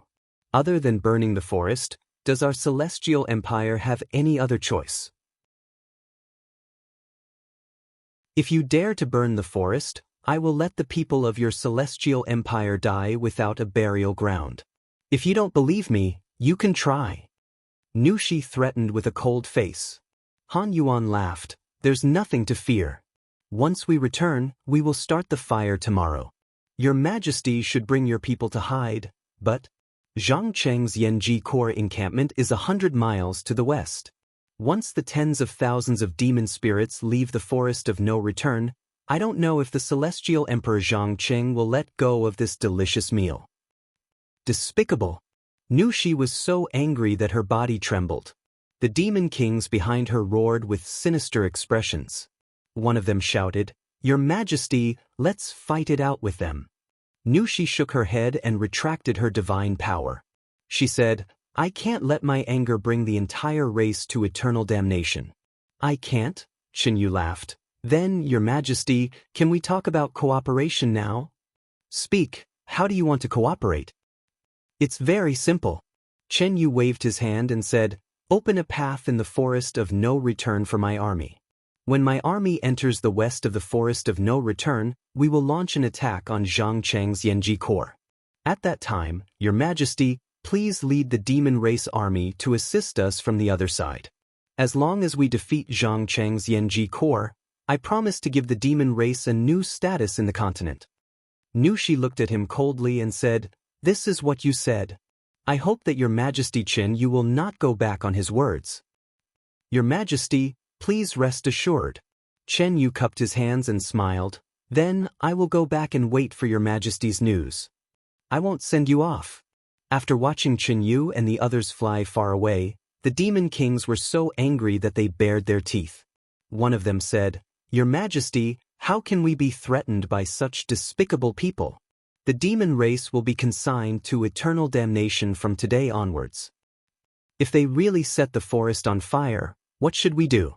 Nushi's question made all the demon kings speechless. After a while, Nushi sighed softly and said, "Is there any news from the Shattered Cauldron realm?" "Yes, we bought new information from the merchants. The main forces of the Tianji Empire and the Blackstone Empire have been defeated by the Qin army. The Qin Emperor, Lin Muyu, has found the Empress, Qin Yin, and has reinstated Qin Yin as the Empress. Now that the Shattered Cauldron realm has been unified, the national strength is very weak. I'm afraid it won't be easy for them to counterattack the celestial pole continent." Nushi's beautiful eyebrows glowed with an enchanting luster under the bright moon. She murmured, "It doesn't matter. I have eternal life. I can wait until Lin Muyu leads the army on an expedition to the east. At that time, I will make Qin Yu, Han Yuan, and these despicable people die without a burial place." "Your Majesty, you want to form an alliance with the Qin army?" A demon king who looked like a goblin asked, dumbfounded. Nushi smiled faintly, "Not with the Qin army, but with Lin Muyu. But that brat isn't in high demand. I don't think he's as handsome as I am. What do you know?" Nushi rolled her eyes at him disdainfully and said, "Lin Muyu has a righteous aura. Even if he is the ruler of the world, he must be a benevolent ruler. He is definitely not someone that a scheming kid like Qin Yu can be compared to. Moreover, Lin Muyu's identity is special. He has the disposition of a supreme being. His sworn brother is the ruler of the Eastern Heaven Realm, and his sworn sister Qin Yin's sister is the blazing angel Shi Yen of the Western Heaven Realm. It can be said that he is the most fragrant person in the entire Eastern and Western Heaven Realms. What do you know? What are you talking nonsense here? Besides, you wouldn't even let a dog eat you. You still have the cheek to say that you are more handsome than Lin Muyu?" The Demon King muttered, "Your Majesty is wise. You can even see through this." Western Heaven Realm. In the middle of the spiritual mountains, a floating continent stood majestically. It was late at night. In the forest, there was a huge rock glowing with a faint golden light. Countless names were faintly discernible on it. But at this moment, the light on many of the names was slowly dissipating and finally disappeared completely. The Shrine Rock. The name of anyone who became a god of the Western Heaven realm would appear on the Shrine Rock. This rock recorded the glory and decline of the Western Divine Realm. It had been standing for hundreds of thousands of years. On the Shrine Rock, light slowly flickered. Another name was disappearing. In the air, Seraph Xian hovered there with a sharp sword in her hand. Her deep eyes stared at the disappearing name on the rock and murmured, "Is all this worth it?" Ruler Claude said indifferently, "Winner takes all. This is the price. Can't you see it clearly?" Shi Yen smiled faintly. "Lord Ruler, Shi Yen has a request." "Speak." Ruler turned his back to her. "Shi Yen is tired. I want to return to my hometown to rest for a while." "What did you say?" Claude was shocked. East Heaven can make a comeback at any time. Western Heaven realm is in need of people. Shi Yen, as one of the two blazing angels, how can you just leave like that? Shi Yen tightened her grip on her sword and said, "I'm tired of all this. I want to be quiet for a while." When Claude looked again, he saw that Shi Yen already had 6 bright wings behind her. She had raised her power to the limit. Her divine power was no weaker than his. "Shi Yen, what exactly do you want to do?"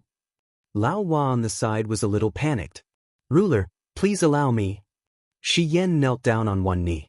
Claude let out a long sigh. Fine. You can go."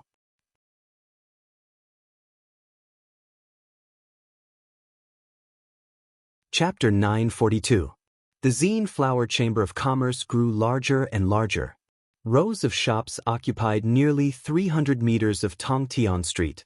It was divided into 7 auction houses of different sizes. There were also dozens of rice shops and ironware shops. Every day, there was an endless stream of cars coming and going from the Chamber of Commerce. Not only did they sell tomes of the heavenly tomes, weapon embryos, weapons, and other high-grade goods, but they also sold brocades, silk cloths, rice, and other daily necessities. The entire Zine Flower Chamber of Commerce had nearly 50,000 employees. It could be said that the Zine Flower Chamber of Commerce operated at least 10% of the livelihood resources of the people in Lanyan City. Otherwise, the production of Lanyan City alone would not have been able to support millions of people. In the back hall of the Chamber of Commerce, Lin Muyu and Chu Yao sat upright. Jin Xiaotang, who was dressed in a red dress, was no longer the young girl she used to be. She had grown into a charming and beautiful woman. Jin Xiaotang was already 26 years old. Without cultivating, she had become as mature as an ordinary woman. She had lost some of the playfulness of a young girl, but gained some of the charm that a woman should have.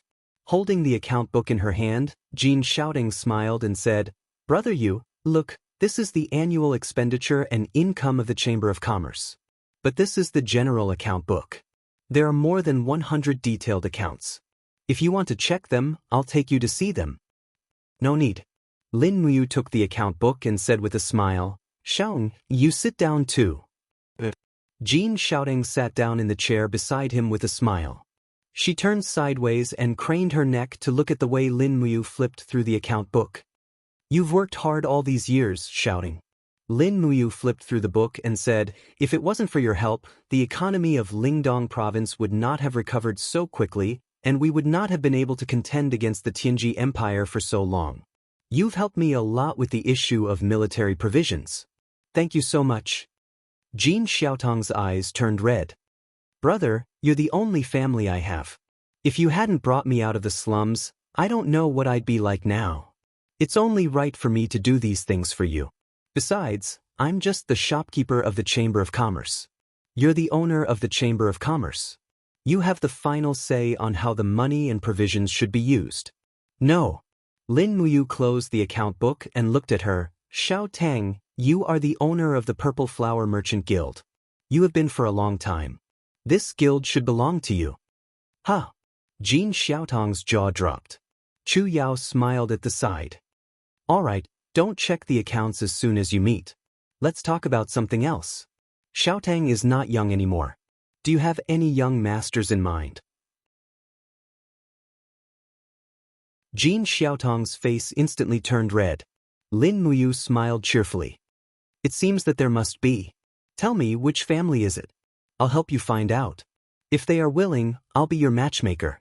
No, I didn't. Jin Xiaotang stamped her feet, her face red. Lin Muyu raised her eyebrows and said, Steward Su, I'm embarrassed to say it. Tell me, which young master has caught my eye? Steward Su Fu said with a smile, Lin General, it's Zhu Yan, the son of Zhu Tong, the assistant minister of the Ministry of Revenue. Young Master Zhu Yan is talented in both literature and martial arts. Moreover, he's a good writer. It's said that he's written a middle-grade earthly book not long ago. Young Master Zhu Yan often comes to the Chamber of Commerce to look for weapon embryos and martial arts manuals, so he's familiar with young Mississippi. But I don't know what young Master Zhu Yan thinks. Does he also like young Miss? Zhu Yan? Lin Muyu pondered. Why does this name sound so familiar? Chu Yao reminded, he's one of the members of the National Assembly, and the person he supports is Chief Qin Lian. You have to be careful. Lin Muyu was stunned. Jin Shaoing hastily said, There's no need, Brother Ayu. Xiaotang's personal matters can be solved by myself. Brother Ayu doesn't need to trouble himself for me. If young Master Zhu's matter spoils brother's matter, then Xiaotang deserves to die 10,000 times over. No, that's a different matter. Lin Muyu waved her hand and said, It's rare for Xiaotang to take a fancy to a man after so many years, and I'm not young anymore. It's not good for me to be alone. Let me talk to him. Sister Chu Yao, if there's nothing important in the Department of Spiritual Medicine, please accompany me to the Assistant Minister's mansion and see what this Zhu Yan is like. If he's good, I believe there won't be any problems when we propose a marriage for Xiaotang. Chu Yao readily agreed. She was so nervous that her whole body was trembling, and she couldn't say a word.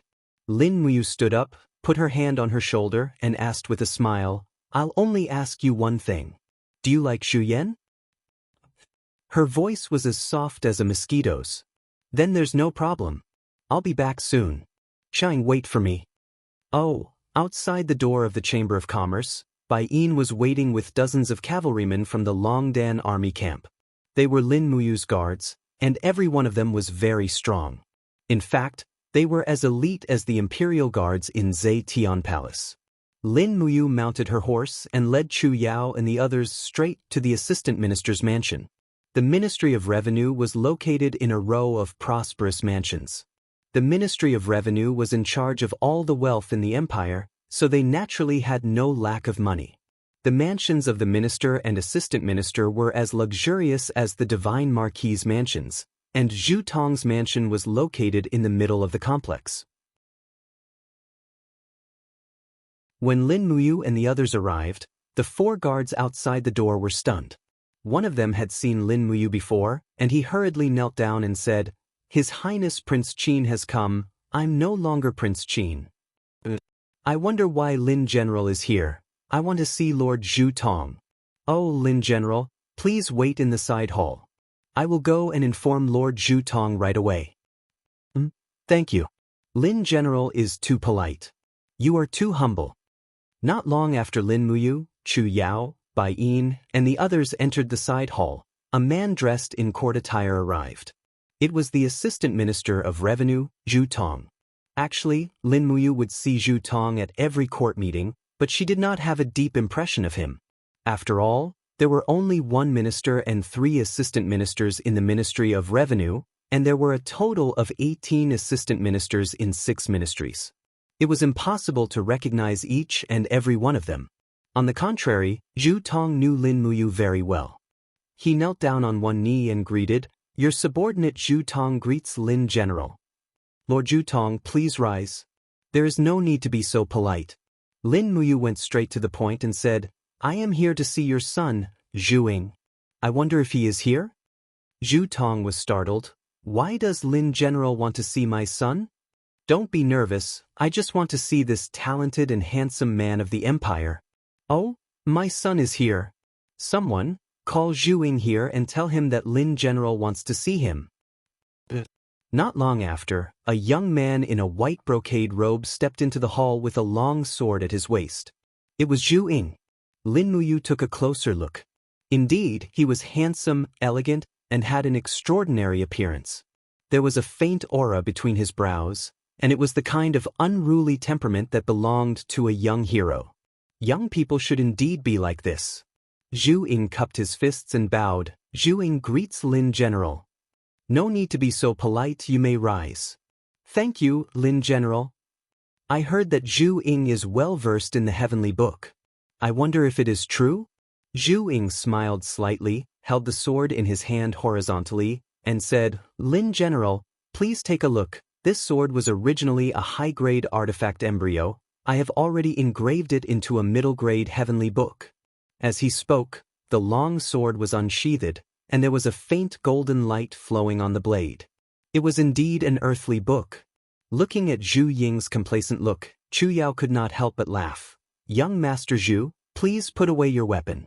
You should know that Lin General is also a heavenly book expert, and he can already engrave low-grade heavenly book. Zhu Ying had a look of disbelief. Lin Muyu was not interested in letting him see it, and just asked with a smile, Young Master Zhu Ying has an extraordinary appearance, but I don't know how strong you are. Have you verified your strength in the Holy Temple? Yes. Zhu Ying nodded and said, I have just verified it in the Holy Temple 3 days ago, and my cultivation base is at the first level of the heavenly realm at level 62. As he spoke, Zhu Ying suddenly raised his palm, and suddenly a great fighting spirit enshrouded it, and said, Lin General, do you need any other proof? There's no need. Lin Muyu smiled happily. It's not easy to have such a cultivation base at such a young age. How old are you, young Master Zhu Ying? I'm 28 years old this year. Oh, it's really the time when you're young and vigorous. Lin Muyu laughed, thinking that she was actually 35 years old. Although she did not look old, her mind was as still as a cold pool, and she could no longer show off like Zhu Ying. She could not help but sigh in her heart. Time really made people grow old, and she did not know if it was a good thing. Zhu Ying cupped his fists and said with a smile, I know that Lin General is a god state strong, and his strength is unfathomable. If I can get some advice from Lin General, it will be my life's blessing. Advice? Lin Muyu shook her head and smiled. Forget it, I really don't know what I can give you. You practice hard, and you will definitely become a great person in the future. Zhu Ying was stunned. Why? Chu Yao was a little displeased and said, You is a god king, and you are just a heavenly master. You doesn't know how to teach you at all, and what he knows is impossible for you to understand with your current cultivation base. Do you understand? Zhu Ying was stunned. Zhu Tong hurriedly said, I see. Thank you, Great Deacon Chu Yao, for your advice. Also, Lin General, please stay in my house tonight, and I will hold a banquet to entertain you. It's rare for Lin General to come, and your presence brings light to my humble dwelling. No need, thank you, Lord Zhu Tong, for your kindness.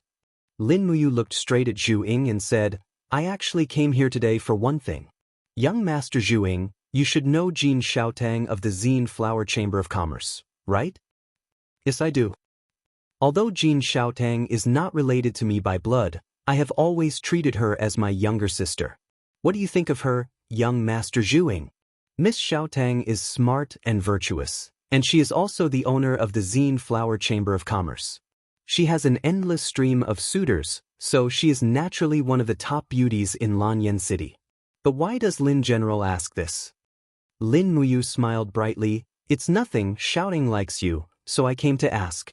If young master also likes Xiaotang, why don't we get married, and I will personally propose marriage. What do you think? Zhu Tong was overjoyed. Really? Really? Oh, hurry up and kneel down to express your gratitude. Our Zhu family is really blessed. Zhu Ying hurriedly knelt down. Thank you, Lin General, for the marriage. I admire Miss Xiaotang very much. This is not a matter of a day or two. That's good, but I have a condition. What condition? Zhu Ying, you must withdraw from the Congress, and you must not mix with the people of the Congress, otherwise I cannot entrust Xiaoteng to you. Zhu Ying was stunned. Lin Muyu said lightly, I don't want to fight with you in the future, if so, I will feel guilty to Xiao. Zhu Tong hurriedly said, please rest assured, Lin General, my son will submit a letter of withdrawal from the Chamber of Commerce tomorrow, please rest assured, Lin General. Zhu Tong, the Assistant Minister of the Ministry of Revenue, was still the one who understood the current situation. Although the Congress was in the limelight for the time being, an official of his rank was well aware that the future of the empire was still in the hands of Qin Yin, Lin Muyu, Feng Jixing, and Tang Xiaoxi. As for the others, they were just foils. No matter how glorious the Congress was, it was destined to fall one day. You're tuning in to the Wang Lin's Journey YouTube channel. Don't forget to subscribe and join us on this journey to catch the most captivating stories.